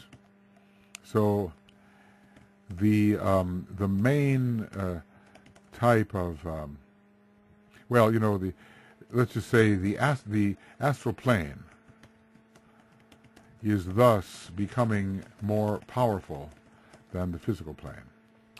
So the development of the second petal takes place over millions of years, and maybe I should have said third petal here. I think so. I think there's a mistake here. Nothing like proofreading something 7 years later. So the development of the third petal takes place over a million years, so the words to begin with and towards the end can be separated by a vast period of time, but aspiration towards the end. So, as I say, it's not a completely homogeneous process occurring in every petal. There are many stages and cycles and different energy rulerships over those cycles. The physical body can be represented principally by Mars and the Moon, and I would say, Saturn has some connection with it in terms of a dense precipitation. Saturn has a connection also with the physical body. But definitely the Mars is said to rule the physical body and every other vehicle of the personality, including the personality itself. And the Moon is definitely that outer rind of the man, made of substance which is more attuned to the previous solar system than to this solar system. So under the processes of Saturn, both tendencies, the Martian and the lunar, and the physical body they represent, are sacrificed to a larger process. And let's put it like this. If strong desire did not exist, this sacrifice would also not exist. The desire to feed one's family, let's say, the desire to defend one's country, or to carry on some sort of crusade that one feels one has to be a part of. Circumstances compel, and desire accelerates the compulsion. The higher part of Mars is involved here, as Mars can generate aspiration. So that's the key. Upon the altar of desire. Low desire to begin with, but aspiration towards the end. So, whereas Mars can rule the factor of lower desire, aspiration also comes from Mars in a high form of idealism. So, the higher parts of Mars, higher part is involved here, as Mars can generate aspiration, especially after its objectives have been adjusted through exposure to the refining aspect of Venus, experienced in the second petal process. So the sacrifice is often made for high or relatively high motives. I'm thinking about the sacrifice of Russia in the Second World War. 20 million people. I wonder if I have the number correct. It was at least that. And people, they were faced with the Nazi onslaught. 3 million people, soldiers lined up on June 22nd, 1941, and attacked Russia along a huge front, all simultaneously, trying again that sort of blitzkrieg effect. And there was just no choice. You could run, I suppose, but even then, it's interesting how the Russians didn't allow running. If you were running back, you were shot. And actually, it's not only them. It's not only they who have done that kind of thing. Even in the English army, there was someone left back in the trenches. So any soldier found retreating, running back, was shot. So, there's the rock and the hard place, no way to go but forward, and the force of circumstances compelled it. So we are here being reminded that in the third petal process, desire is not yet transcended. Well, within the Hall of Ignorance, it hardly is. We really have a division in the whole petal growth between desire and love. It has not yet here become the real love in any significant sense, but there is a great division in the petal process between desire and love.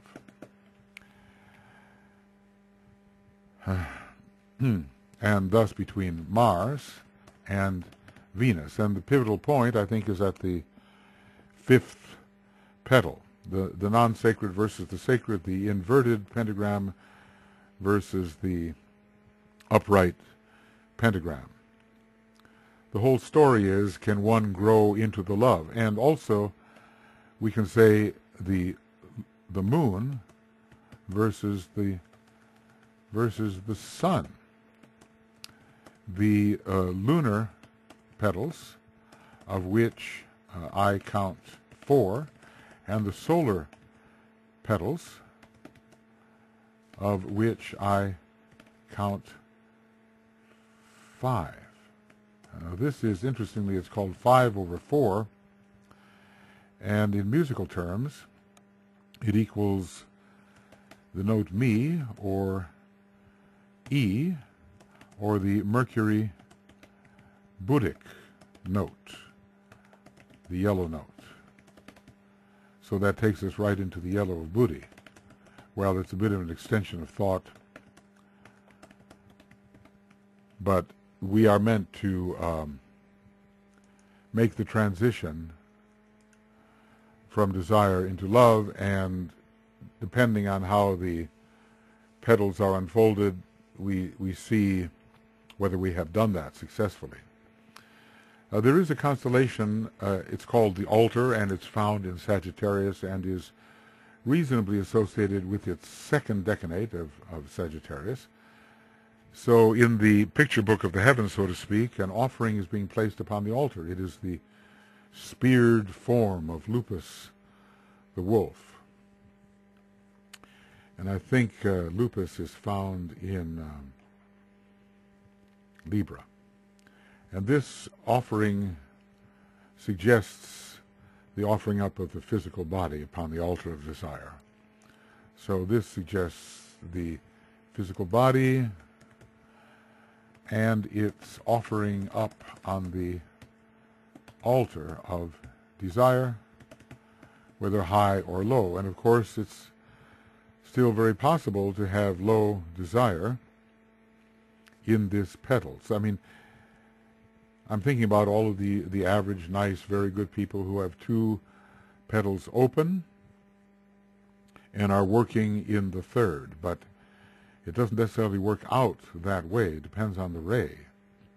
Love is very hard for some of the first-ray types to achieve, and maybe the petal of love, the Atlantean petal, will not be sufficiently developed, and yet they can move on and develop the mental petal. I'm sure there are all kinds of differences. We cannot take one particular pattern and say that it's going to suit all. It's not going to do that.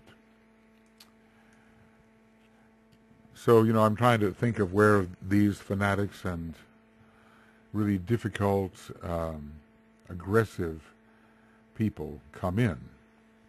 It seems to me they have to achieve something in the organizing of the fifth petal under the first ray to have the Leonian power of domination. And maybe selfishness to the nth degree, but they're still very much ruled by desire, and all of their higher faculties are, until the transition in the fifth petal is achieved, their higher faculties are used to achieve what they, as an ahamkaric person, want. And they use desire and follow desire. They're not following what they would follow, the higher of the pairs of opposites. It's possible for them to sort of consolidate around the concrete mind and forget the higher of the pairs of opposites. And somewhere in esoteric astrology it talks about how the worst disaster that can befall a man is that the concrete mind become a vehicle in and of itself, a sphere, in and of itself unresponsive to the higher of the pairs of opposites.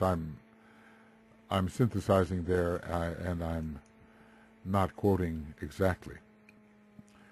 So, let's see here. So DK is suggesting that although selfish love may have characterized life as very much focused on the systemic physical plane, by the time the third petal is really developing, some degree of aspiration may be in process.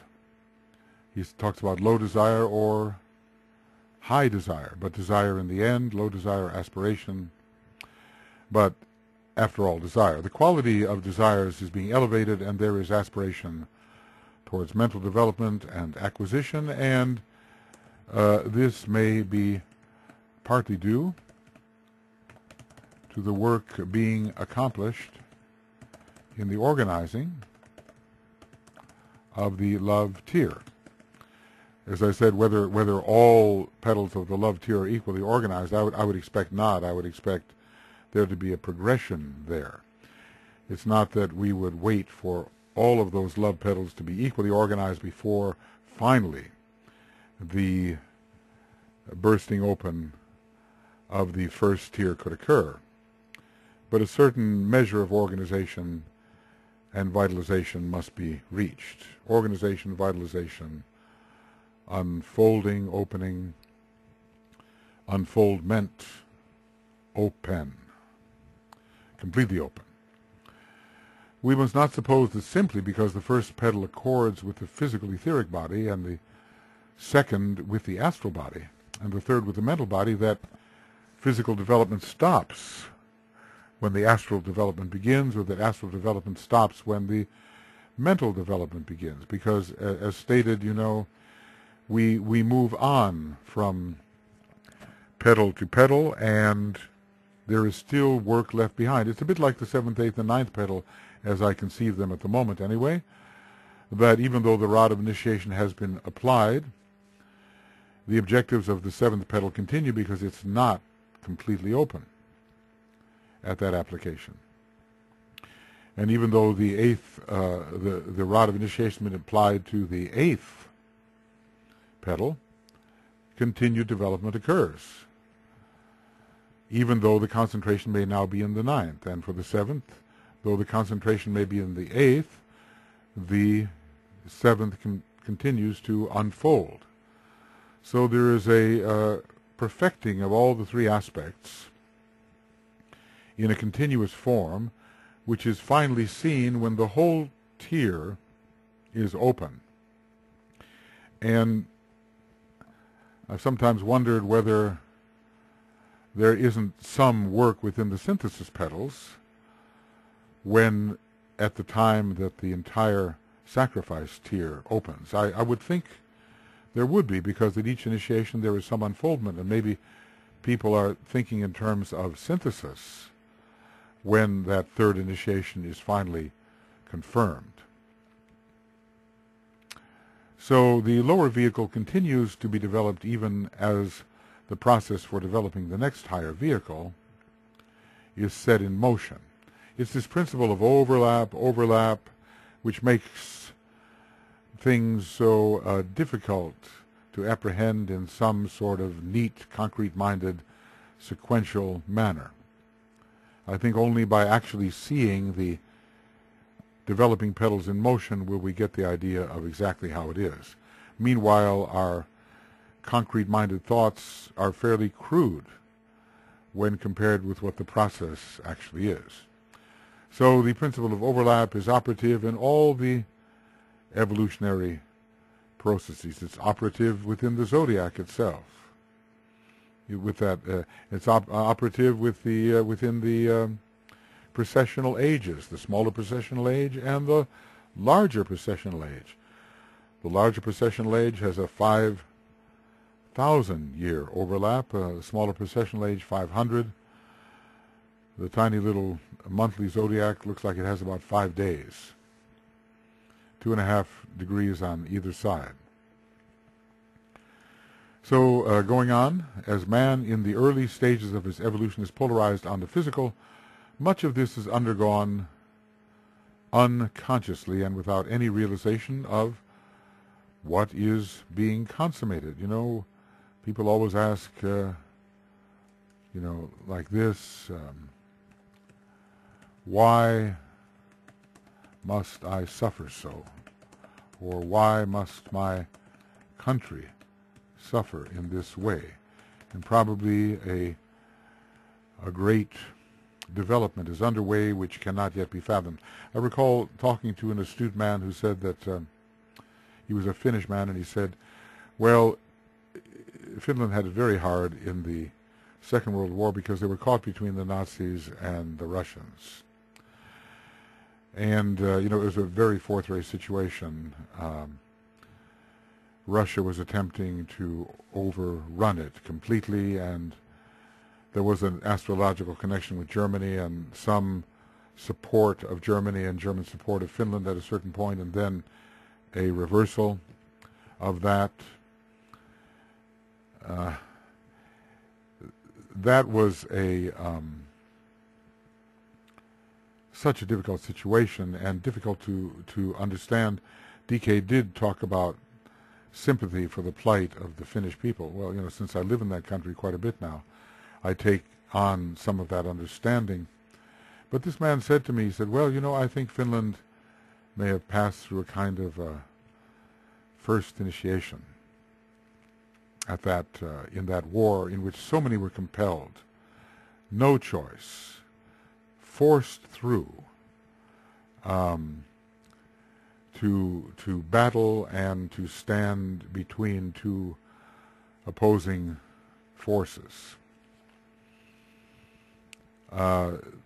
So many of the soldiers, I'm sure, and there's so many stories of sacrifice, they didn't have any idea of what this man could have been talking about, that the country may have been taking first initiation or really stepped upon the path of discipleship, another alternative there. They wouldn't have understood that, but still their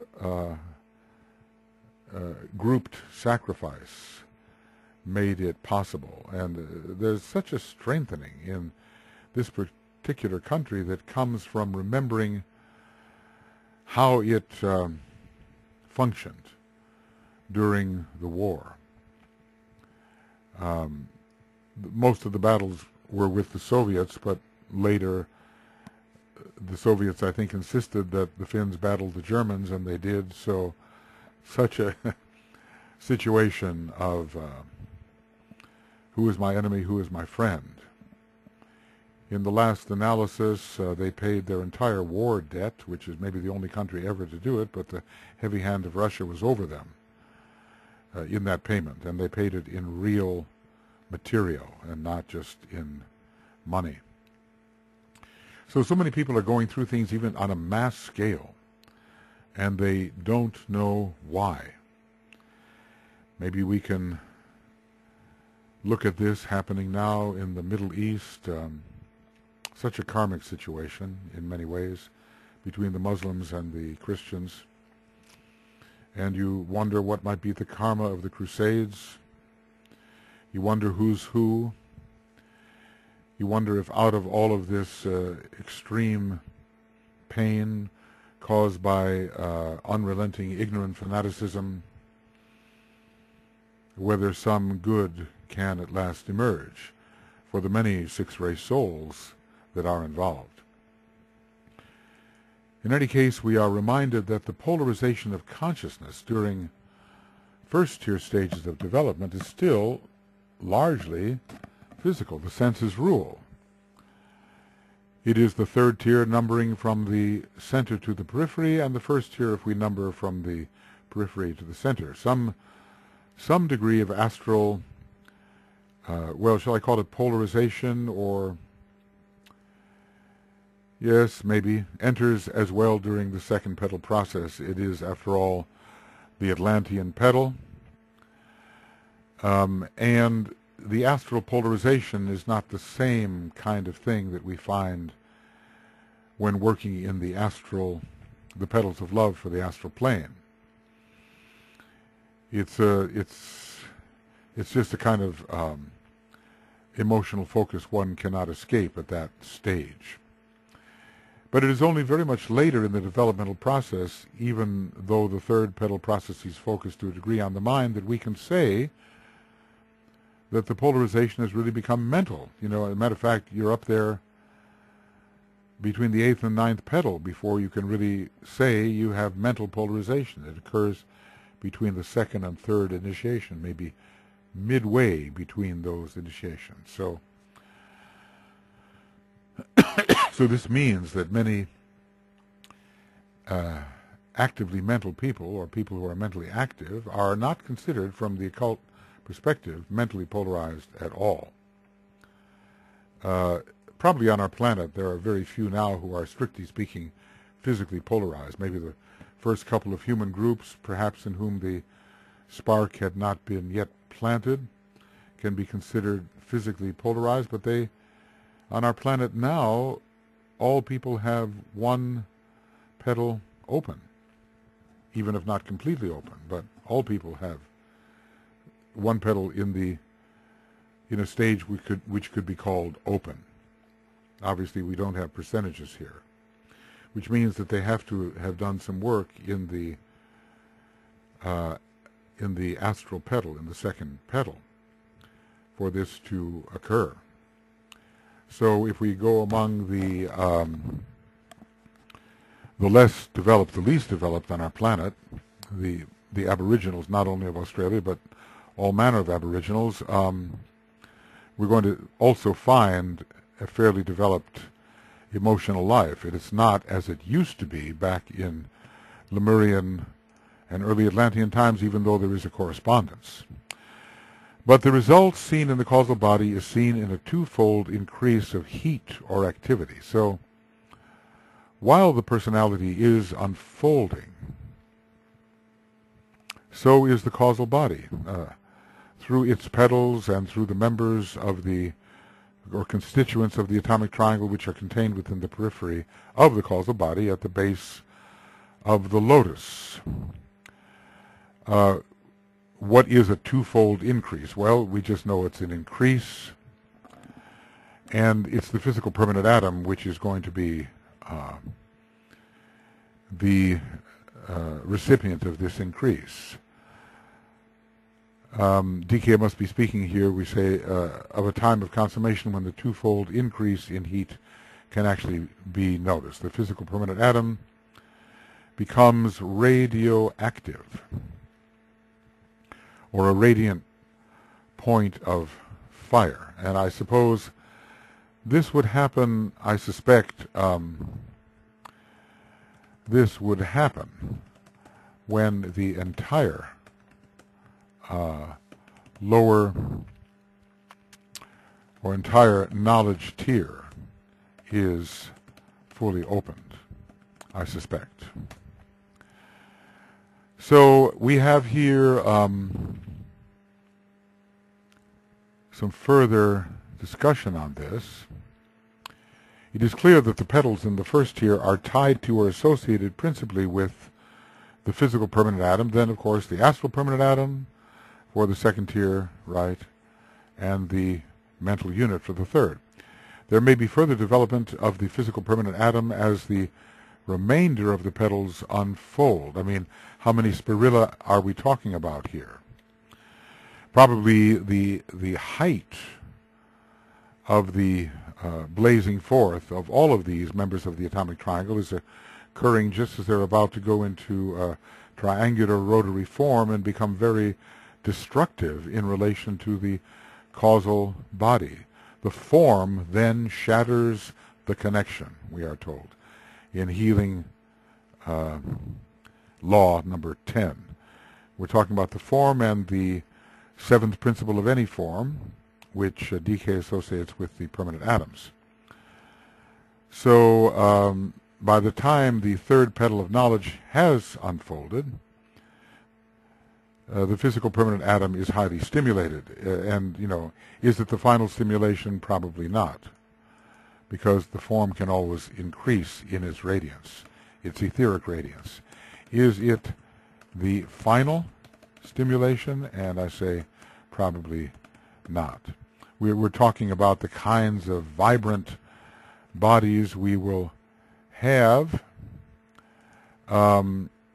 in the Aquarian age under the seventh ray. And if we have such vehicles, it is probably going to correspond with still further development of the spirillae in the permanent atoms.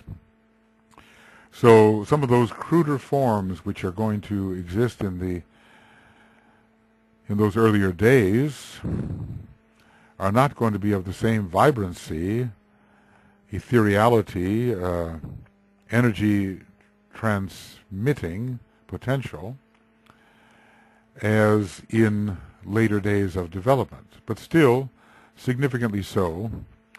The lower three petals become vibrant and begin to unfold until fully opened. Now, this almost sounds like one process.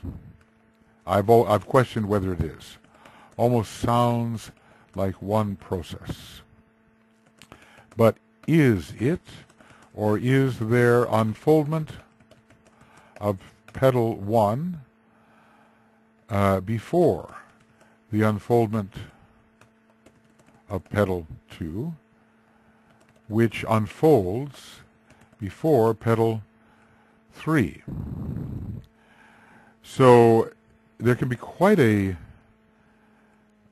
difference in the stages of development of those who are unfolding the first petal and those who are working in the third petal. It seems strange to me anyway, maybe something I don't understand here, that they would all unfold simultaneously. But I can see that they might continue their unfoldment, from their present state of unfoldment, they might continue the rest of it at a rapid rate. So I'm going to, how it seems to me, is that from their present state of unfoldment, they might continue the rest of their unfoldment at a rapid rate. Okay, and then lead to the fully developed tier. But when we're moving towards that stage of full development, it seems that the first petal has less unfoldment to go through before completing itself. The second petal less than the second. The second has less than the third, and it's the third that has the most. So there seem to be two different kinds of indications. The lower three petals become vibrant and begin to unfold until fully developed.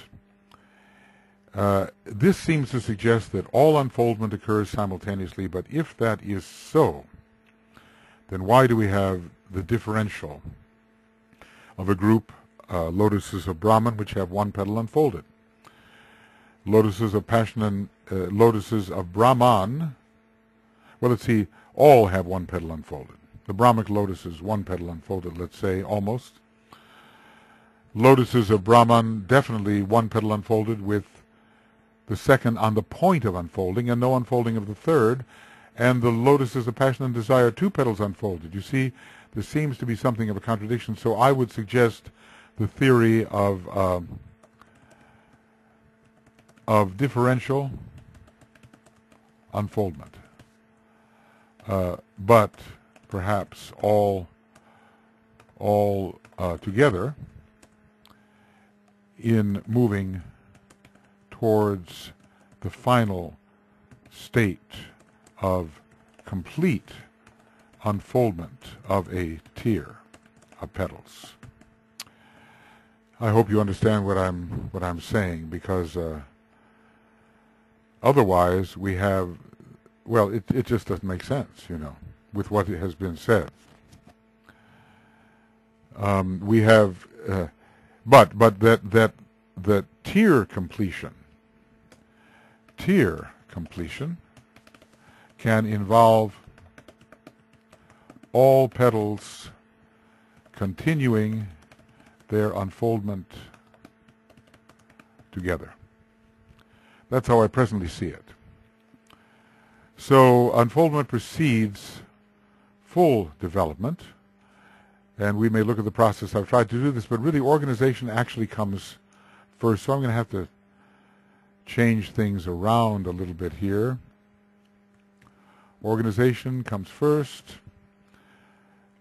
Stimulation is the same as vitalization, then comes unfoldment or opening, and then comes openness or the full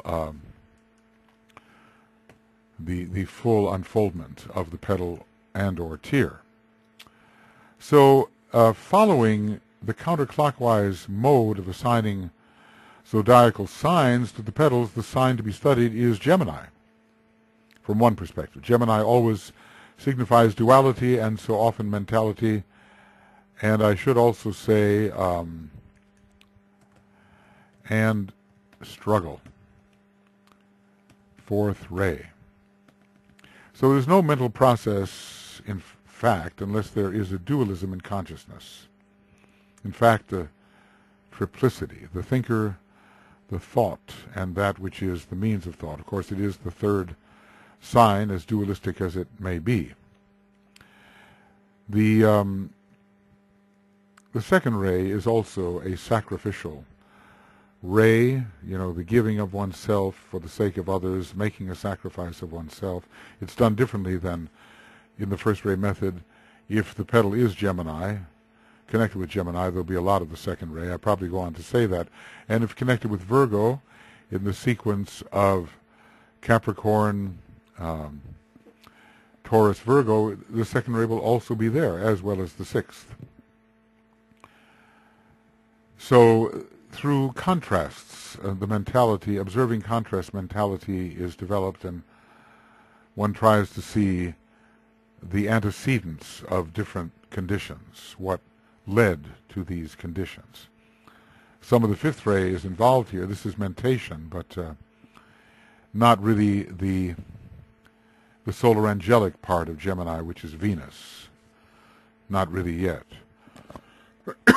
So the third petal signifies the power to begin developing the concrete mind. And when this petal opens, we have the man who can think, and maybe even think in a manner divorced from his desires. He would have moved out of the category of lotuses of passion and desire, those in which the second petal is in full flower and whose attention is turned to the third. And probably that means organizing attention. Whoop.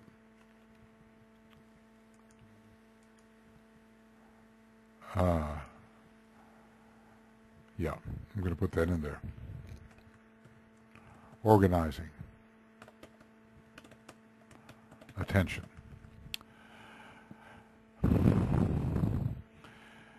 When we talk about organization, just really exactly what do we mean?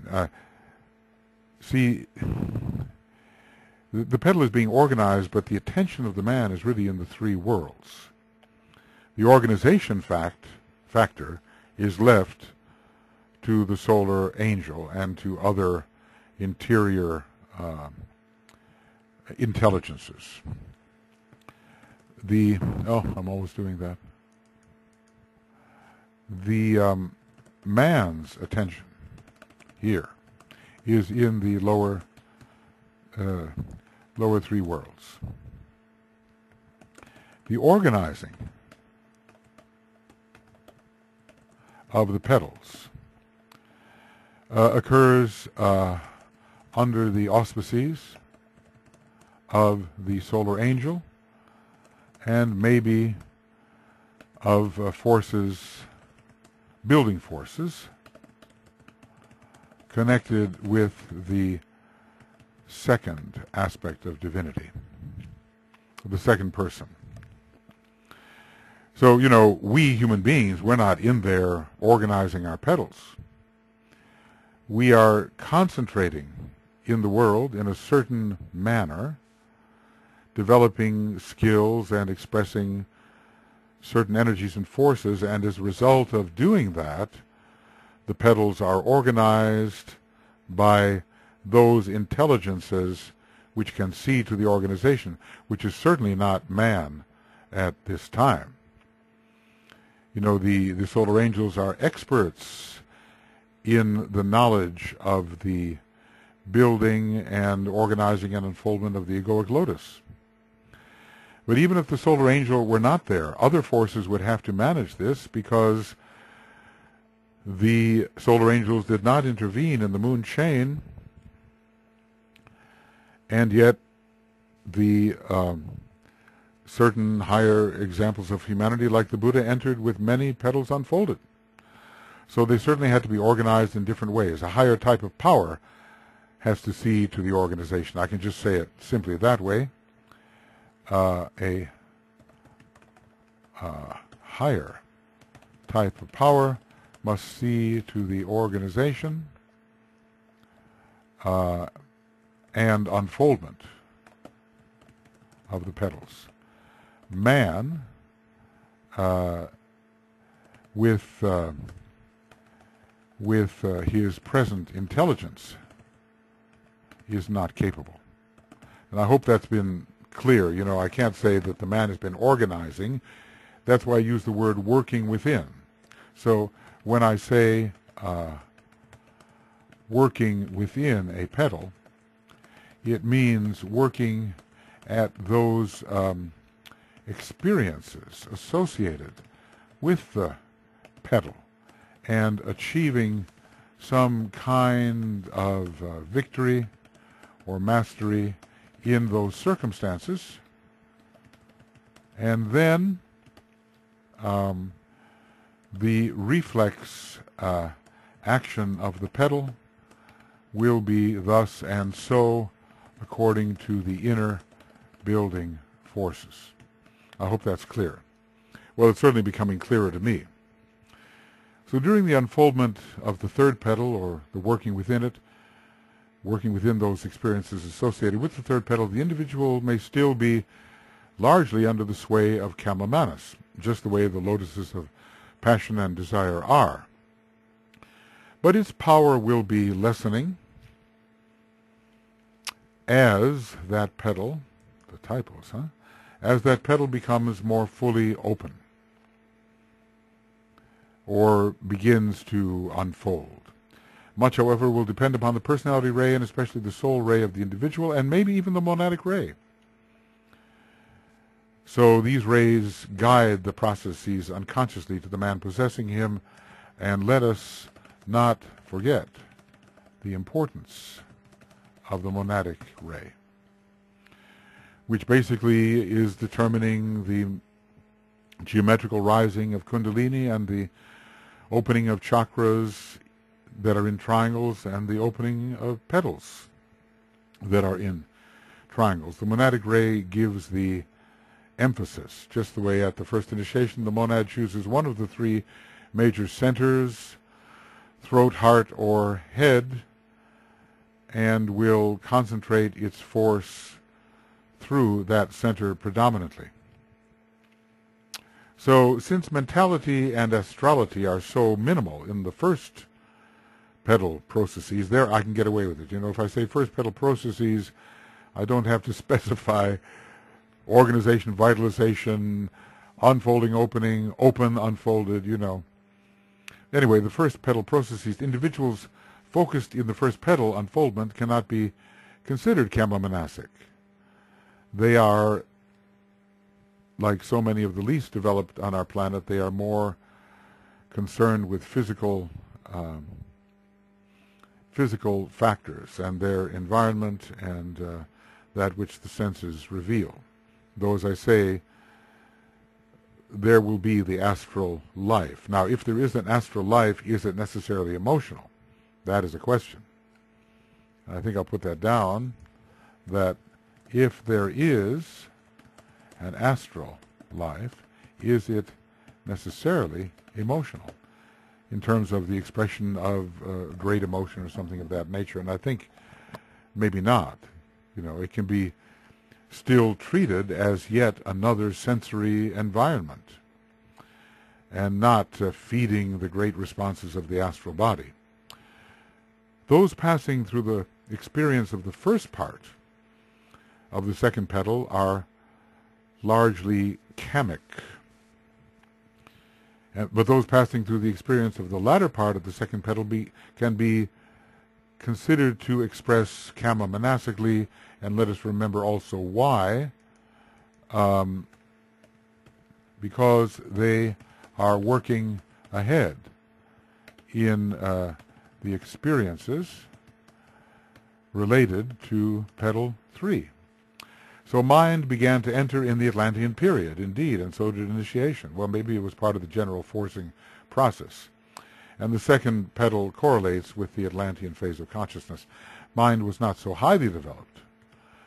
Most of those who built the colossal structures were impressed by the task and had little mind to conceive on their own what they were doing.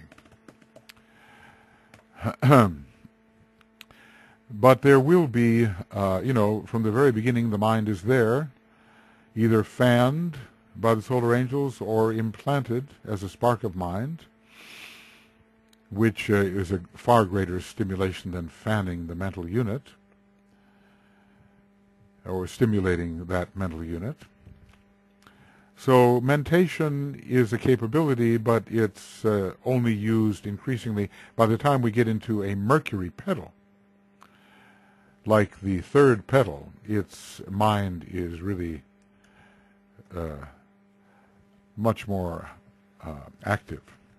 In a Mercury petal, such as petal 3, related to Gemini and Virgo, the mind is far more acute and active than in the first or second petal. Processes. Okay. So I think the general idea is there. There's some greater degree of understanding. But remember, we are still in the hall of ignorance. And the higher of the pairs of opposites is towards the end of this hall, only dimly seen. Even though one is working ahead, let us say, in petal 4. I can't help think that there must be sequential working, because the different capabilities that have to unfold cannot unfold simultaneously. One depends upon the next. So there has to be a sequence, and as there is organization going on, one is working in the outer world in such a way that organization would occur first in the fourth petal, then the fifth, and then, only then, the sixth, and not all three simultaneously. Simultaneity is a synthetic stage, and it calls together different kind of work which was sequentially accomplished, and then relates all of that work in a synthesis. But unless we do our sequential work, we cannot do our work, the work of simultaneity. In other words, what I'm saying here is that, where am I? Am I anywhere here? I think I've come back. The temporary me. That Saturn of sequence must precede Uranus of simultaneity. So, there are people today that say, well, we take all the 5 initiations at the same time, forgetting that the work they have to do in the world is sequential work, with each further expansion of that work dependent upon the successful accomplishment of that which preceded it. Then that there may be a sudden simultaneous interblending of energies, so that all the work can be simultaneously accessed, and it's all considered to be part of everything else. Everything's part of everything else. I don't deny that that can happen. But I think there has to be a sequence as well. the Saturn of sequence must precede, yes, Uranus. Okay. Now, there we are. So if we consider the zodiacally clockwise manner of understanding the petals, that is not the natural order of the signs. The sign Capricorn would be assigned to the third petal of the knowledge tier. So this is the zodiacally clockwise manner of understanding the petals. And I have to say here, and I should have said, beginning with Pisces, then the sign Capricorn would be assigned to the third petal of the knowledge tier. Or should we begin with Aries, then it's Aquarius? Well, Capricorn, with its ruler Saturn, is much associated with the concrete mind, yes, and with the process of sacrifice, especially compulsory sacrifice. No escape from death and taxes. You cannot escape the compulsion of Capricorn Saturn. So we all know of the forcing, regimenting qualities found in Capricorn's seventh ray, in the Capricorn individual. And let's say here, conditioned by the seventh ray.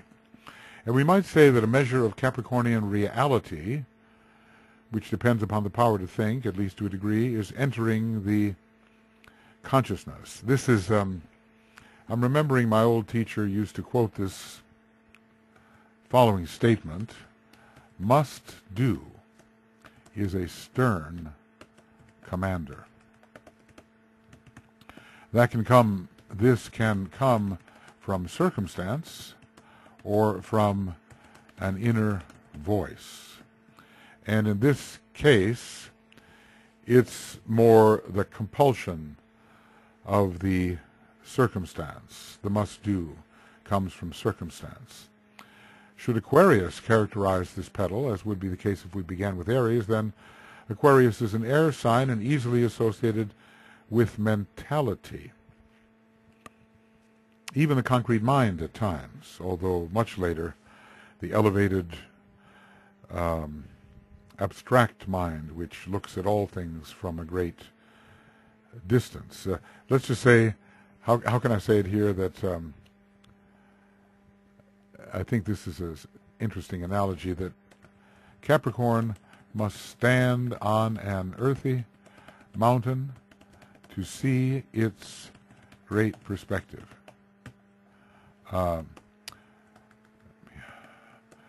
Aquarius takes off into the air, flying one way or another, and can see from an even higher perspective. Perhaps Pegasus, the winged horse, helps with this flying, because it is the second extra zodiacal constellation associated with Aquarius. And then, then there's the swan. Whoa. Cygnus, they say, and what about the swan? From the greatest heights.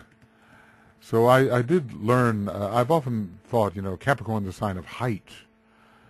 But at the same time, and after that you have to descend into the valley, carrying the burden. Indeed, but Aquarius is aviation. And so no wonder the heights and the depths occur in Aquarius. Heights and the depths occur in Aquarius. So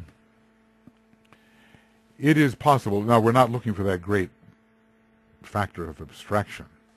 When we get to the third petal and its use, we're simply looking for the concrete mind and sometimes the scientific mind, which we find in Aquarius in relation to Uranus.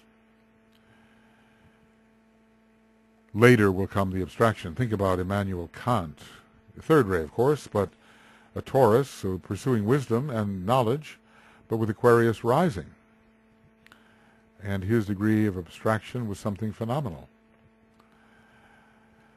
I think one of his friends gave the book Kant gave him to read, returned it to Kant half read and said, "It's driving me crazy, you know. I'll go mad if I continue."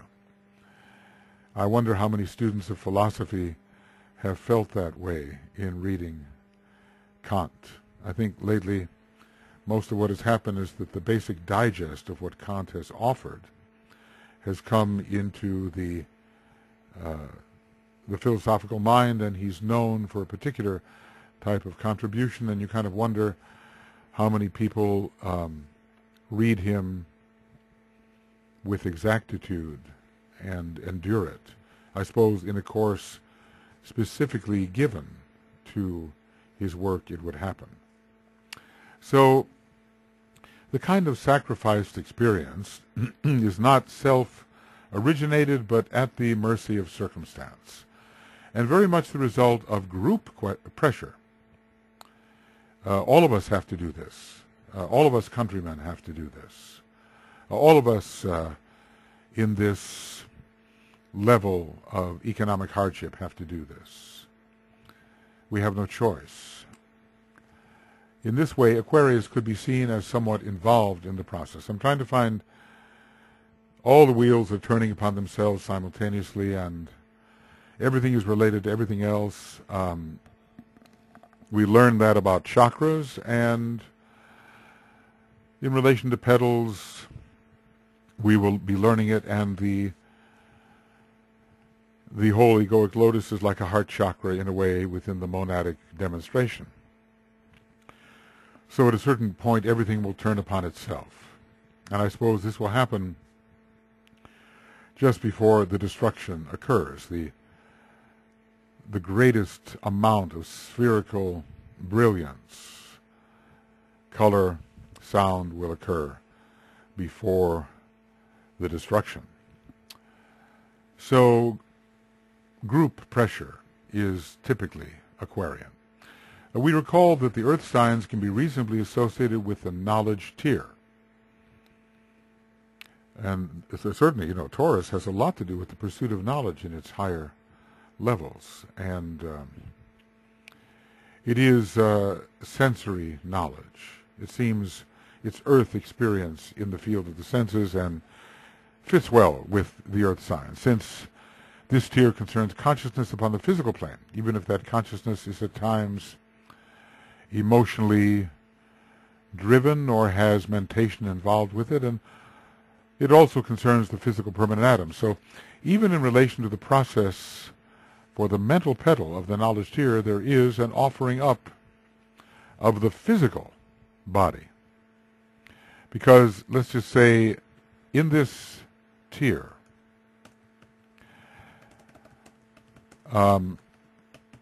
mind and emotion are directed towards or focused upon body. We do not have, this comes later, upon body. Later, emotions are focused upon emotions. And that would be perhaps in the second tier at some point, and still later, mind is focused upon mind. It all depends on the ray. Maybe with the third ray this is easier to happen. But then the number 9, we could expect that to happen in the philosophical 9th petal, that 9 being the number of the third ray. But the major focus is the physicality, and so whatever emotion there is, whatever mind there is, it's about the physical world. The next is more about the astral plane, the next tier. And mind can be focused then more upon the sentient level, even if it's a relatively high sentiency, and physicality can be focused in support of that growing sentiency. Then come the petals of mind, the will sacrifice petals, and there what's going on in the mind, disabusing it from illusion, is the main focus, and emotions and the body support the major mental emphasis, and mind can be focused upon mind. But at this point, what thinking power there is focused upon physicality. So Capricorn was associated with the first petal, the most physical, and Taurus with the second petal, in which desire and emotion become significant developmental factors. And now Virgo will be assigned to the third petal, and we can say of Virgo at first a highly mental sign and concrete. I think I said that a friend of mine did an analysis of philosophers and found that Virgo and Taurus were very prominent among them. The pursuit of knowledge, and maybe in Virgo the deeper pursuit of wisdom, but also meticulous analysis of language. I'm trying to remember whether Wittgenstein was a Virgo. That's, I know it's a bit of a tangent, isn't it? But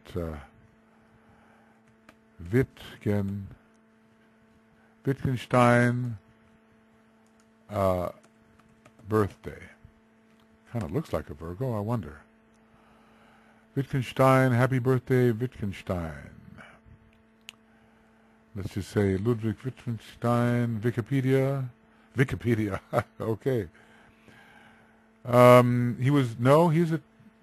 He's a Taurus. Well, that's okay too. And he is somewhere from the 26th to the 29th of April. If the 29th, he's still in the Taurus decanate. I forget what his ascendant was. I have it somewhere. But maybe it just goes to prove the point. Virgo and Taurus. Bertrand Russell, Taurus. Socrates, Taurus.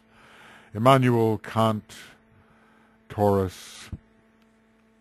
All great philosophers. And we'll have to, to study astrology in a manner that is statistical is recommended by the Tibetan. Virgo, in the earliest stages of human development, is experienced as a very materialistic sign, let matter reign, right? But also holds much promise for the development of mentality. So the rays of Virgo in relation to the previous solar system are hypothesized as the third and the seventh, and Virgo ruled the latter part of the previous solar system, we are told. In the beginning, it's all about developing mentation, almost with a kind of momentum from the past, encouraging that, and it's a lower example of Mercury. But Mercury is also exalted in the sign Virgo, so very high mental processes can be found there. So the beginning of mental discrimination is therefore to be expected in the process of third petal development. And yes, Mercury indeed. Lower Mercury, but also exalted Mercury, because Virgo is also tells the Tibetan about the cultivation of wisdom. With Virgo enters the possibility of the manipulation of the environment and the possibility of distancing oneself somewhat from the imperative urges of driving desire, where we have the whole idea of monasticism in relation to Virgo. Monasticism in relation to Virgo. We have those withdraw. We have the hermit. And we could say withdrawing in the mind from all the desires, which usually compel engagement. But really that hermit phase, I think, is more related to the sixth petal and its processes. I think Virgo is cultivating the concrete mind in relation to the third petal. From the planetary perspective, Mars and Saturn are constants throughout the unfoldment of the first year, and they both they both relate to the concrete mind. Both relate to the concrete mind. And when we speak of the driving force of circumstances, Mars and Saturn, as suggested, feature strongly. Mars drives and circumstance, and the fate arising from its pressures pertain to Saturn. You know, these sacrifice petals are karmic petals also. So there's a clearing that occurs at each in the process of each sacrifice petal to prepare for the next phase of higher experience. So if there is the sacrifice of the physical body, then of course the planet of death, Pluto, will reasonably be involved. I guess it's possible to experience death from any one of the planets. Is it possible to die of beauty? Well, maybe. Under Venus, Tibetan has discussed of dying of one's aspiration. In the mystics, they so externalize their desire nature that it just leaves the body and doesn't come back. And Saturn, the crushing pressure can kill and also lack, and Jupiter is a type of release and magnetic, being magnetically drawn into a higher sphere.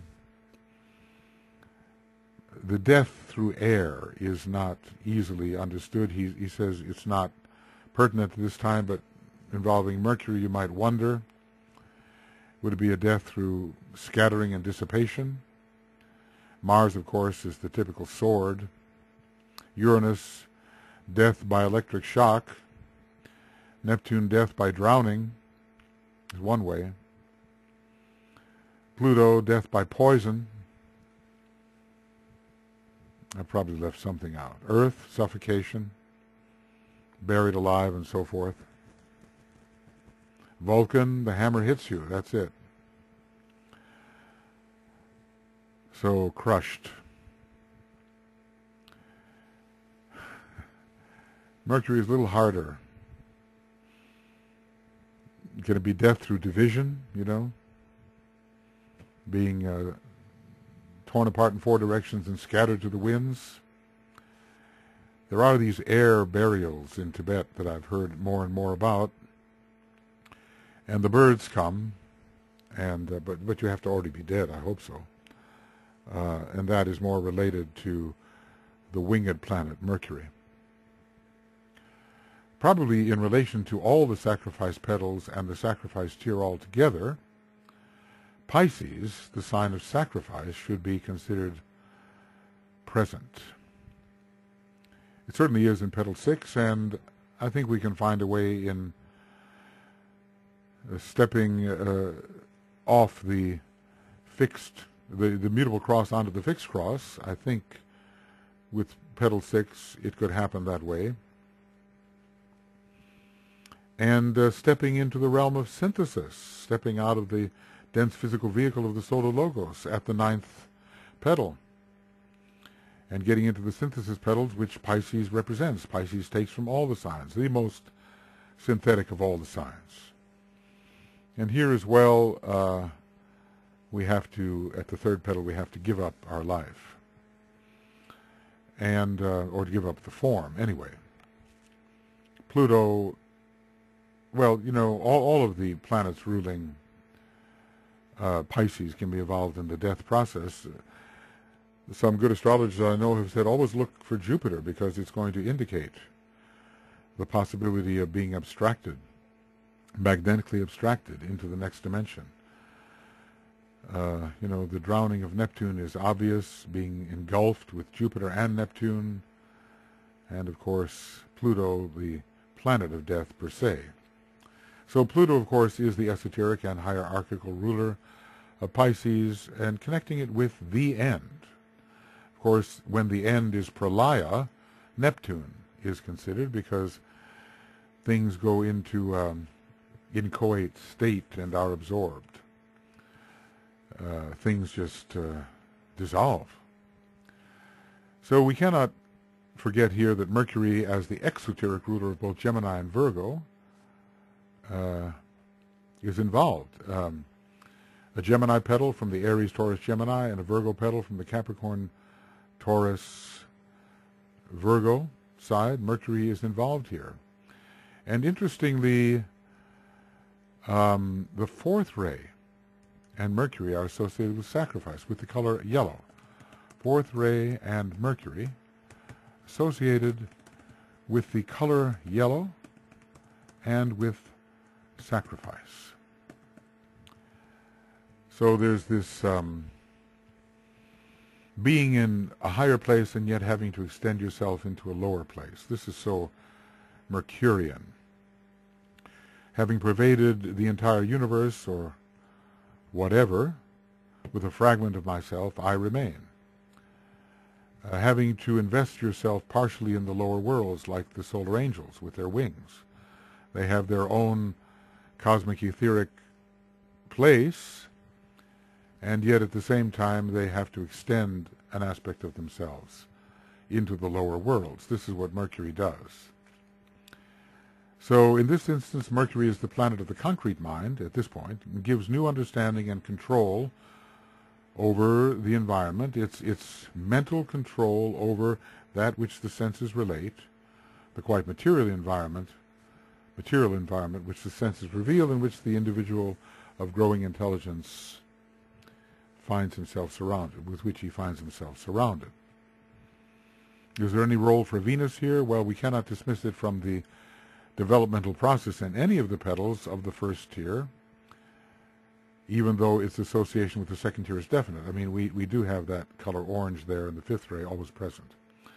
So Venus was instrumental at individualization, and first tier developments followed immediately upon individualization. Venus contributes to the heightening sense of values, what's worth desiring, promoted by the second petal, when physical self-centeredness becomes desire for other things and maybe for other people.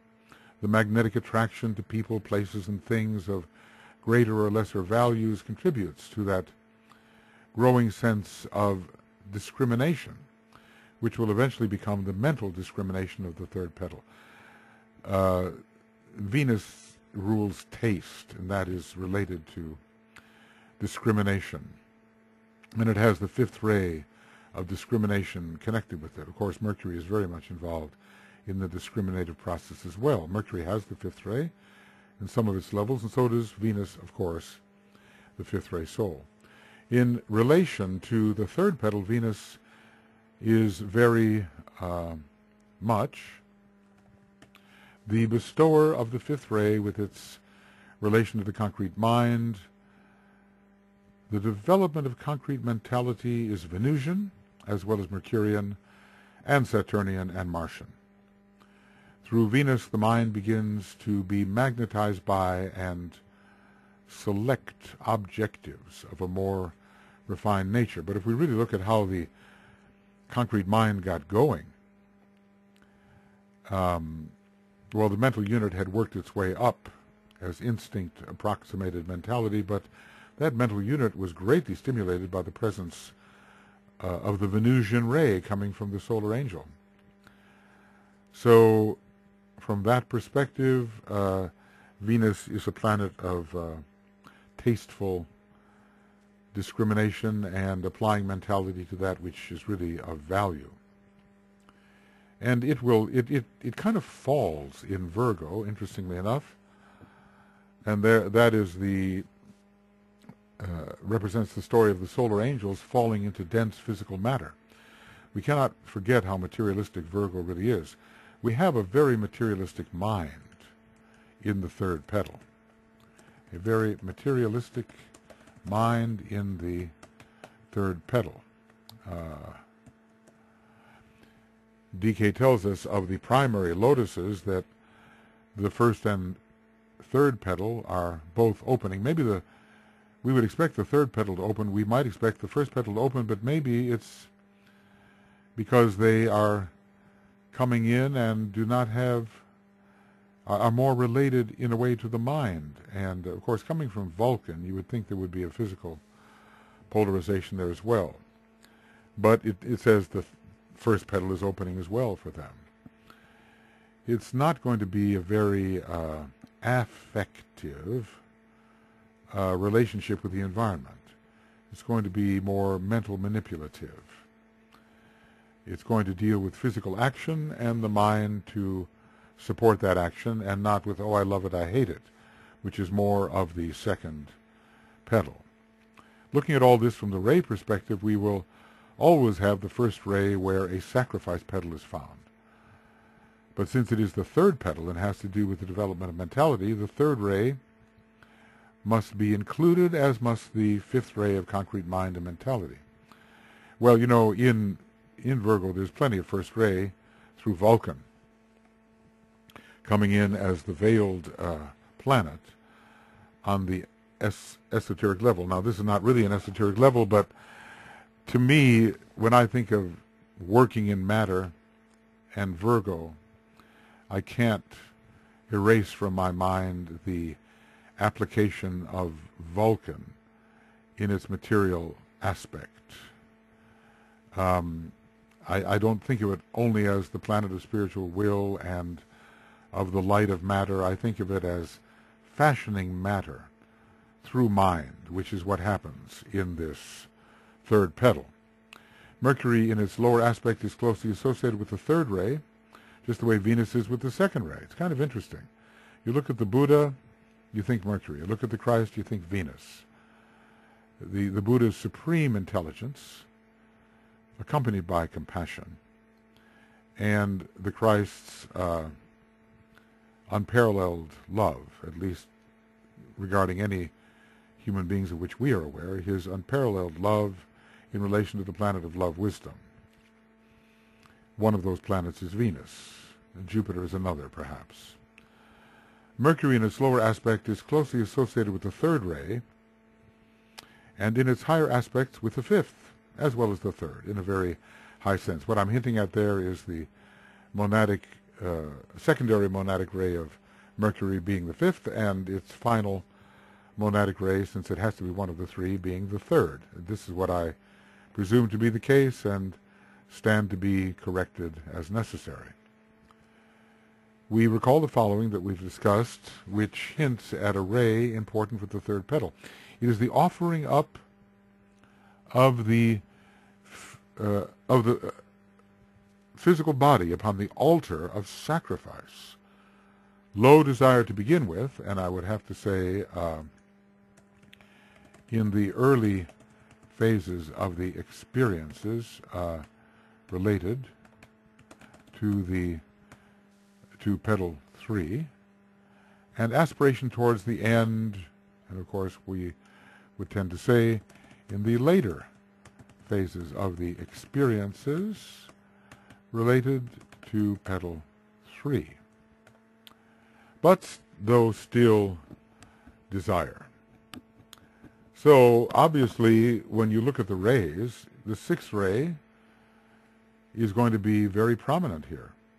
It's associated directly with desire and is the ray of Mars, at least exoterically. And you know what's really interesting here, when you look at Ara, the altar, in the second decanate of Sagittarius, as we noted before, it is a decanate that is ruled by Mars.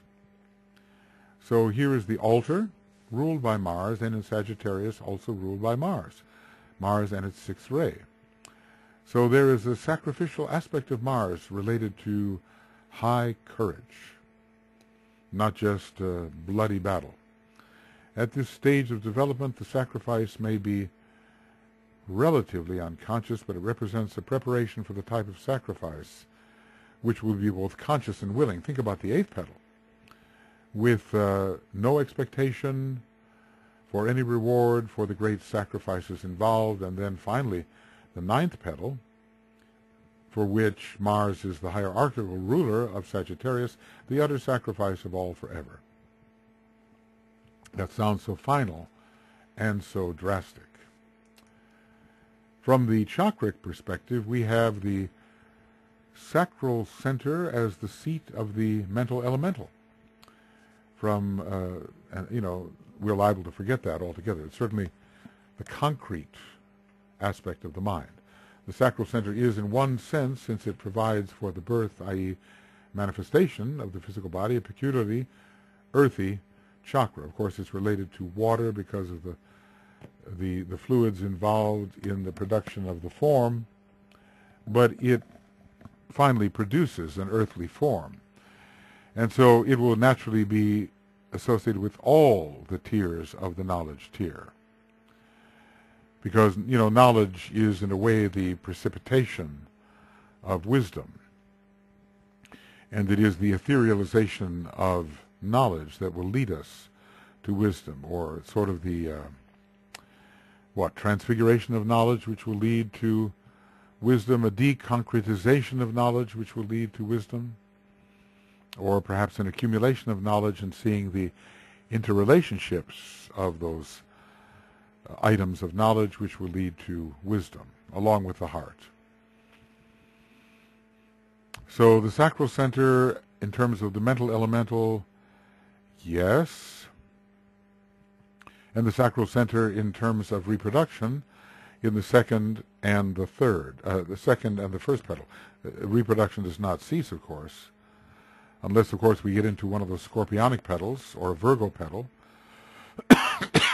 and we have a deliberate disciplining of the sacral center and a movement away from the sex activity so as to use the energy for illumination, which both Taurus and Scorpio rule in different ways. The illuminative process in the meditative sequence is ruled by Scorpio, and in general illumination by Taurus, and when we get to the eighth petal we can always have the opposites, Taurus and Scorpio. And interestingly enough, in the Labors of Hercules, Taurus is associated with celibacy and the deliberate disciplining of the sacral center in order to produce the eye of wisdom. Okay. The sacral center is related to developing mentality. And mentality increases in its development as sacral energies are elevated to the throat center. And this is a familiar idea. It's like Mars going to Uranus, or Uranus going to Uranus, or the moon going into Uranus. It depends on how we look at the sacral center. We must naturally include the solar plexus center in relation to the third petal, since desire and even aspiration is prominent in the third petal of the knowledge tier, as we are told. Laying the physical body on the altar of desire, low desire at first, but aspiration at the end, aspiration but desire nonetheless. The physical body is offered up, and this means that man begins to care more for what he desires, or for that towards which he aspires, than for the fate of the physical body per se. And it's kind of interesting that it comes in here at a mental petal. Since the highest form of aspirational idealism is found in Taurus, we would have to include Taurus as well. Taurus as the highest form of aspirational idealism should be included as well.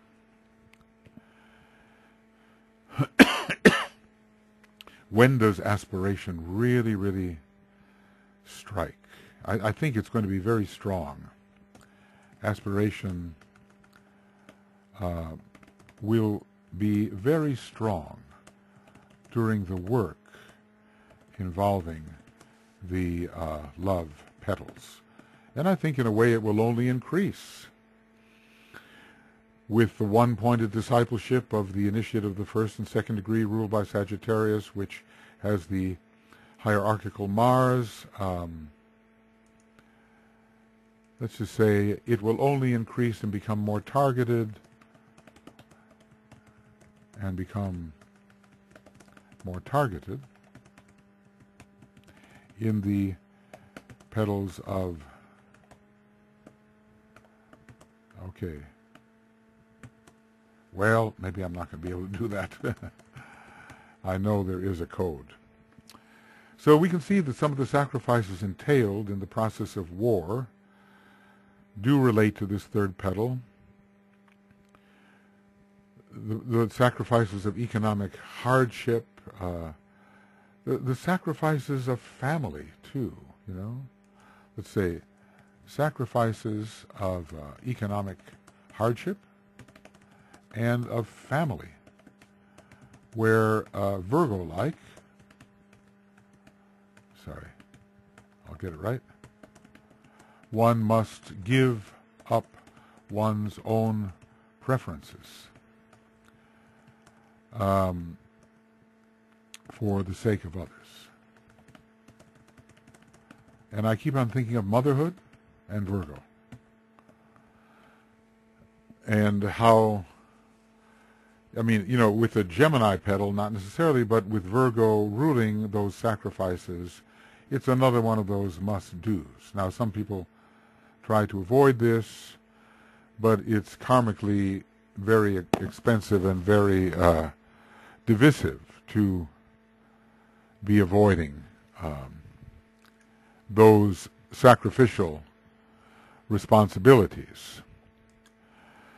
One more center has some initial development here, and that is the throat center, and I say initial development, which can be closely related to both Mercury and Saturn and to the Earth as well. So the throat center certainly involves concrete mind and not only abstract mind. We've talked about the sacral center being the home of the mental elemental, but the sacral center has to send its energy to the throat, and the first kind of throat activation, the first kind of throat activation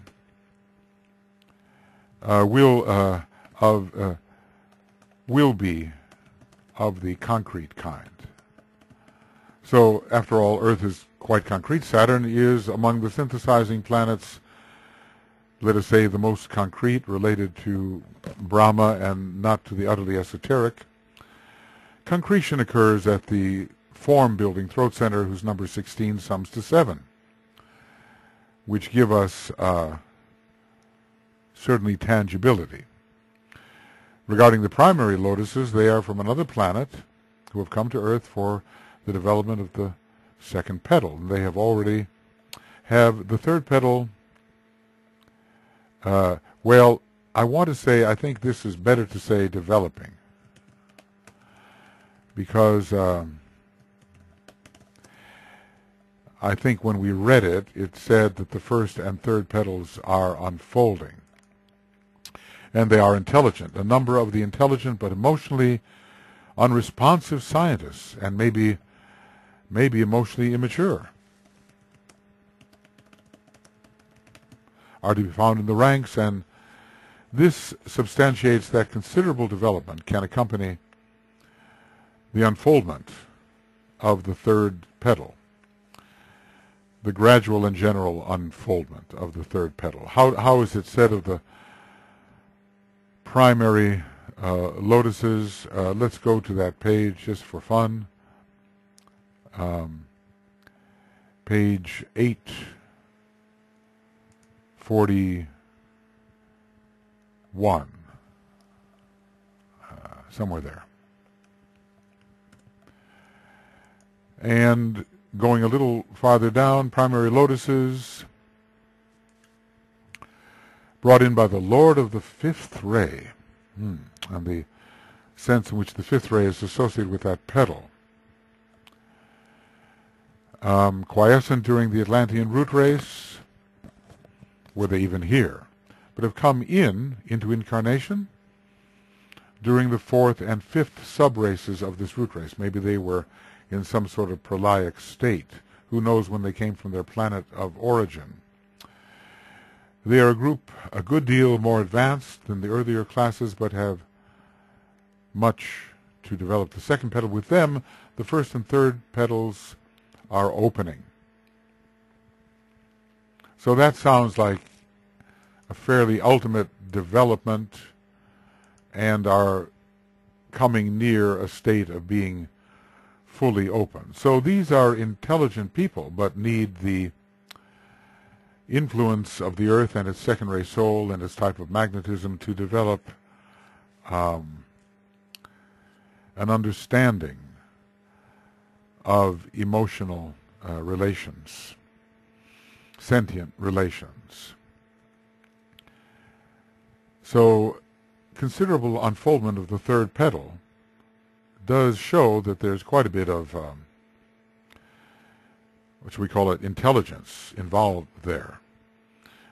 Now, we cannot really say the lotuses of passion and desire, some of whom come from the moon chain, but 3/5 of which come from the earth chain. The lotuses of passion and desire do not have the third petal as unfolded, as do the primary lotuses. The primary lotuses seem to be working in the second petal. It's almost like they have to do a little remedial work. But inasmuch as they will be with us for a while, it would seem that they would have to, because their first and third petals are unfolding, that they'd have to be working also, at least organizing, in those types of experiences which relate to the central tier of petals. So if there is a growing and even considerable intelligence, then the throat center must also be unfolded, must also relate to that third petal. Mercury, prominent through Gemini and Virgo, and Saturn, prominent through Capricorn, with its initial emphasis upon concrete mentality, are both planets related to the throat center. And even later, but not now, Uranus comes in with its seventh ray. But we don't want to get ahead of ourselves here. We're not anywhere near the first initiation. And so, consequently, Aquarius will have to mean something other. It can mean concrete science. Earth is, for the average man, the throat center ruler. That's from Esoteric Astrology 517. And Earth is somehow connected with all the Earth signs, the Capricorn, Taurus, Virgo, for all of them emphasize materiality. And the Earth, at this stage, under its third-ray personality, emphasizes materiality. The expression of Earth under its third-ray personality. Whoops. Third ray? No. All right. No use fighting for the code. Under its third ray personality, emphasizes materiality. But under its second ray soul, got that one, it abstracts from the material. And that's one of the battles we're having right now on this planet, with the fourth initiation, a kind of fourth initiation being undergone. So we can say that the mind provides a degree of detachment and vision. Okay. It is possible to abstract to a degree from the Kama-monastic mind in these third petal processes, because as the third petal continues to unfold. And on the basis of this abstraction from Kama-manas, sacrifice becomes possible. Let's just say one sees more clearly. Now we have to remember, though, that much of it is unconsciously undertaken. Even if the larger spiritual reasons for the sacrifice are not known by the human unit, who is at this point more sacrificed than sacrificing. But let's just say that when we are ruled by the Kama-monastic mind, the true reason for things, even an intermediate reason, is not so easily seen. But with the growing mentality of this petal, there can be the beginning of the understanding of why sacrifice is necessary. I suppose even more so at the sixth petal we really come to understand, because by that time we're on the path. So we can see that many human units are caught up in this type of sacrifice. Circumstances are forcing the sacrifice. I wonder if you can think of instances in your own life where circumstances force the sacrifice. I can think of some cases where a student is perfectly able to attend a school of very high status, like a college, but cannot, because the family lacks sufficient funds, and yet does not lack them so much that a scholarship would be offered. People want an education, maybe, but they have to go to war to find it, and be part of a GI Bill which will give them education after they put themselves on the line in the military, also ruled by Virgo, interestingly. We call it the service. I entered the service. That is so Virgoan, and you have to obey orders. And Virgos are forever obeying orders from those that are higher in command. So one of the old let's see, ours is not to reason why, ours is but to do or die. Let me look at that. Let's see here. I want to get the entire quote.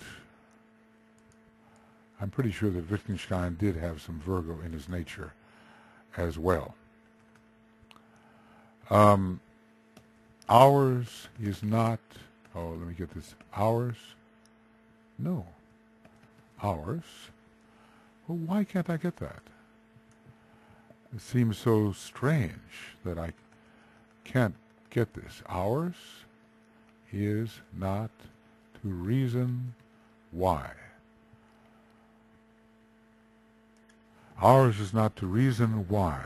The Charge of the Light Brigade. Is this by Tennyson?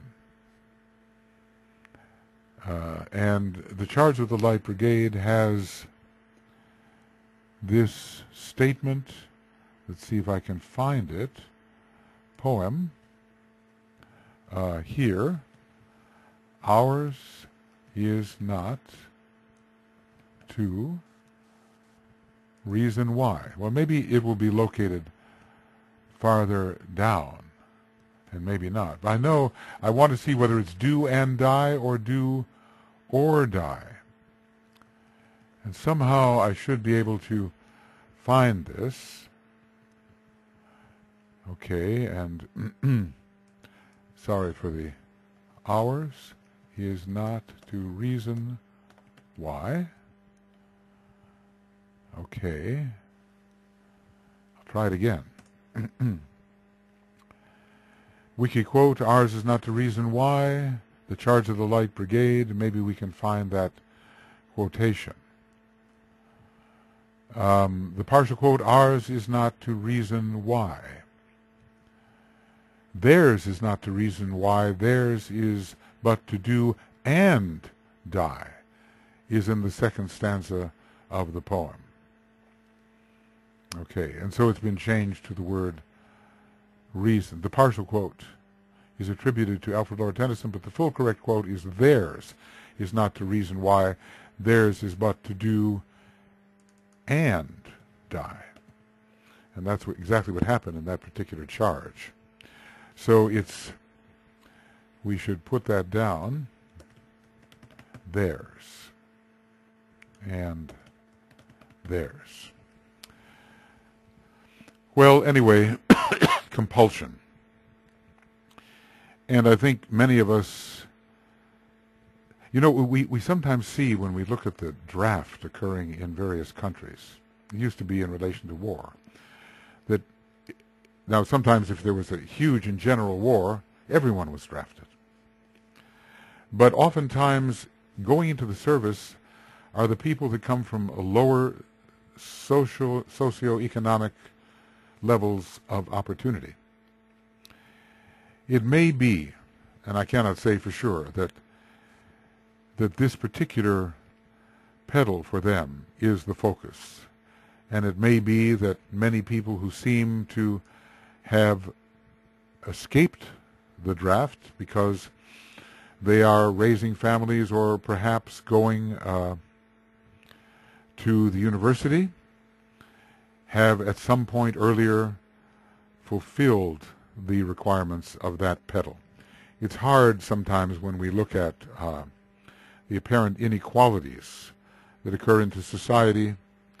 We forget the karmic factor that may be involved and the degree of experience. Well, in any case, when one superior principle or aspect of the human constitution, for instance, karma or desire, is expressed with sufficient intensity, it always results in the sacrifice of a lesser principle or aspect of the human constitution. For instance, the etheric physical body in this case, or you can also imagine mind, when intensely exercised, will lead to the sacrifice of emotionality, and still later the intuition, when exercise, will see the usual approach of mentality sacrifice. So when we emphasize a superior principle, a lesser principle is sacrificed. When pondering these thoughts, we should remember that sacrifice means to make sacred. So the sacrifice of the lower principle is not necessarily its elimination, not necessarily, but rather its elevation through sacredization. These lower principles are often retained, but they are used in a manner subservient to a higher principle, which means they are used more correctly. Of course, some habitual patterns associated with the principle to be sacrificed will also be eliminated. So there will be loss of a habitual way of doing something, but it's not necessarily a loss at all. As Master Morya said in relation to sacrifice, he said, Master M, no Mahamaya, no, I think not. I'll just spell it out. Master Morya, when have you ever become less through sacrifice? A question, and it causes you to think. Always there is some gain through true sacrifice. The gain may not be in the immediate life, and you may look at an enforced sacrifice and say, I've lost everything. But in the larger scheme, and when the eye is allowed to behold, one will see. So all aspects of man find their true position through this process of sacrifice of the lesser to the greater. And from another perspective, the opposite process is also true, and there comes a time when the greater is sacrificed for the elevation of the lesser, as the Church would have it anyway, somewhat distorting the truth. Christ died for our sins, but another way, I, if I be lifted up, will draw all men unto me. I, if I be lifted up, will draw all men unto me. Well, we spent a fair bit of time on this particular petal, the third. It is a little bit, there are apparent contradictions in it. It's a mental petal,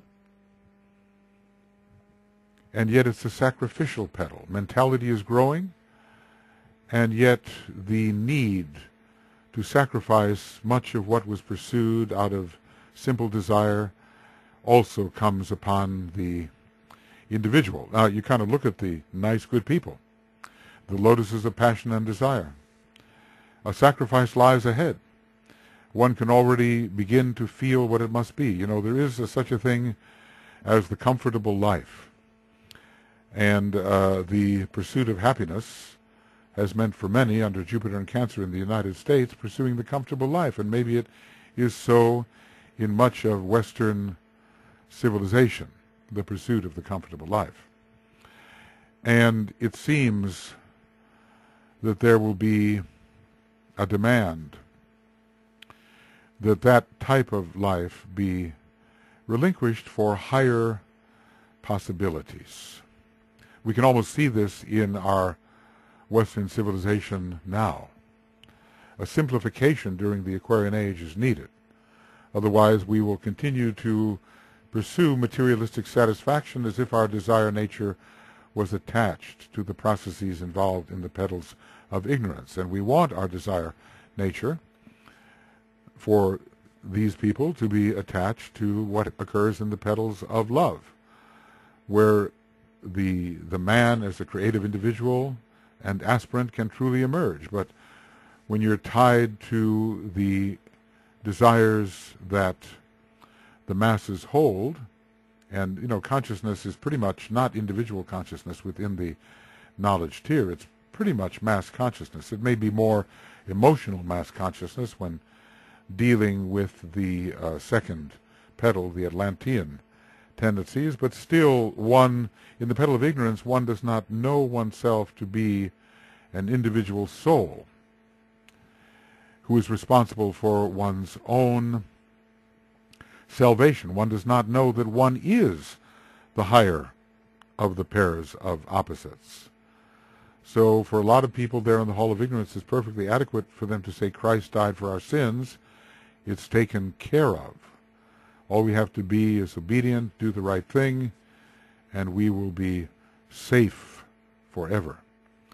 And that way of safety, of going to haven or going to heaven, is not the way of the individual who has to begin kind of a heroic journey to fight for his individuality and then to later sacrifice that individuality for the welfare of all. So wherever we are on the path and wherever we are in the organization, vitalization, opening, unfolding of the Egoic Lotus, we at this point have been through stages before. We have paid our dues within certain petal processes. And we have other challenging possibilities ahead of us. And we simply have to have, you know, the courage to go through them and to realize this is a divine process. And no one is spared the transit through these different stages. The Christ didn't become as he is because he's the only Son of God and therefore in a privileged position. He became what he is through merit, and thus for the Buddha, and thus for any great soul, and thus for us on our way to becoming greater souls than we are, and eventually great souls. It's inevitable. So now we have actually completed our discussion. Well, you know, nothing's ever complete. Any completion is only a partial completion. The only completion there is the absolute, the infinity of all infinities, the greatest possible infinity. The infiniteth infinity? Anyway, we have completed our discussion of the outer circle and the lotuses of that outer circle, which he has named. He hasn't really named the lotuses of the middle circle so much, but more the lotuses of the third sacrificial circle. There he seems to have named them.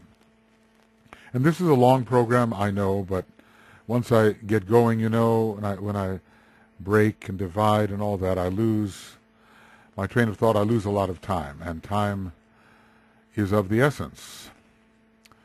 So we'll say that,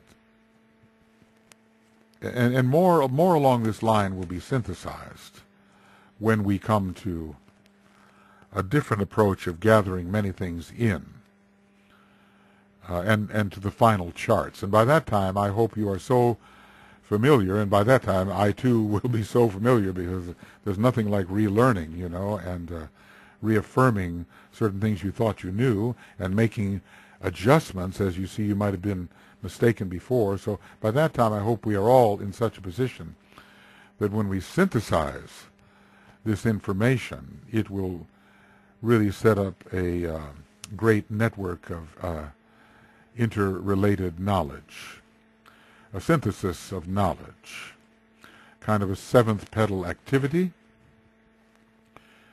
and regarding, I suppose, the first of the synthesis petals.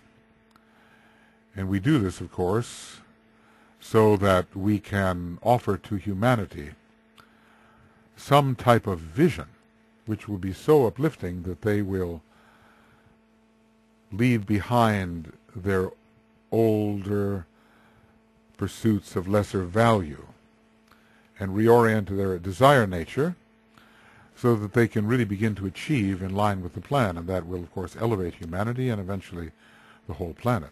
So this is number 23, so it's the end of Egoic Lotus webinar commentary, program 23, and believe it or not, well, I don't know what page we're on. Are we on 540 yet? Maybe. Looks like we just made it to 540. So we haven't, in terms of what the Tibetan wrote, we haven't been going very far, but TCF, and how long is this? Let's give it the benefit of the doubt. 3 hours and let's say 22 minutes. I know it's an ungainly time, but I've decided on this, and I hope there are those who will be willing to follow me in this type of learning. So it will go with the beginning of Egoic Lotus webinar commentary, program 24, and we will certainly be in TCF 540, but how long we will go, that remains to be seen. So I know, this is really the method of meticulous entirety. It is an aspect of the third aspect of the second ray, the ray of detailed unity. It's a particular way of proceeding upon the second ray so that we can gather all relevant and interrelated items of knowledge and see them both in articulated particularity and also in terms of a wholeness of relation. When the intuitive faculty of the master function, he just sees it. And we will bring ourselves through Mercury to that kind of intuitive perception, which is under Mercury, yes, but also under Jupiter and Neptune. We will simply see all at once, and then we can take the time to break out in an articulated manner all that has been suddenly seen. I would say the sudden sight also will involve Uranus. We're trying to make our way into the spiritual triad and the type of perception there to be found. I think increasingly we understand that. And now we'll say that this is 24 minutes because it's closer. Okay, friends, we will continue our work either on My Tonight or more likely perhaps in the morning. Take care, and let's keep learning together.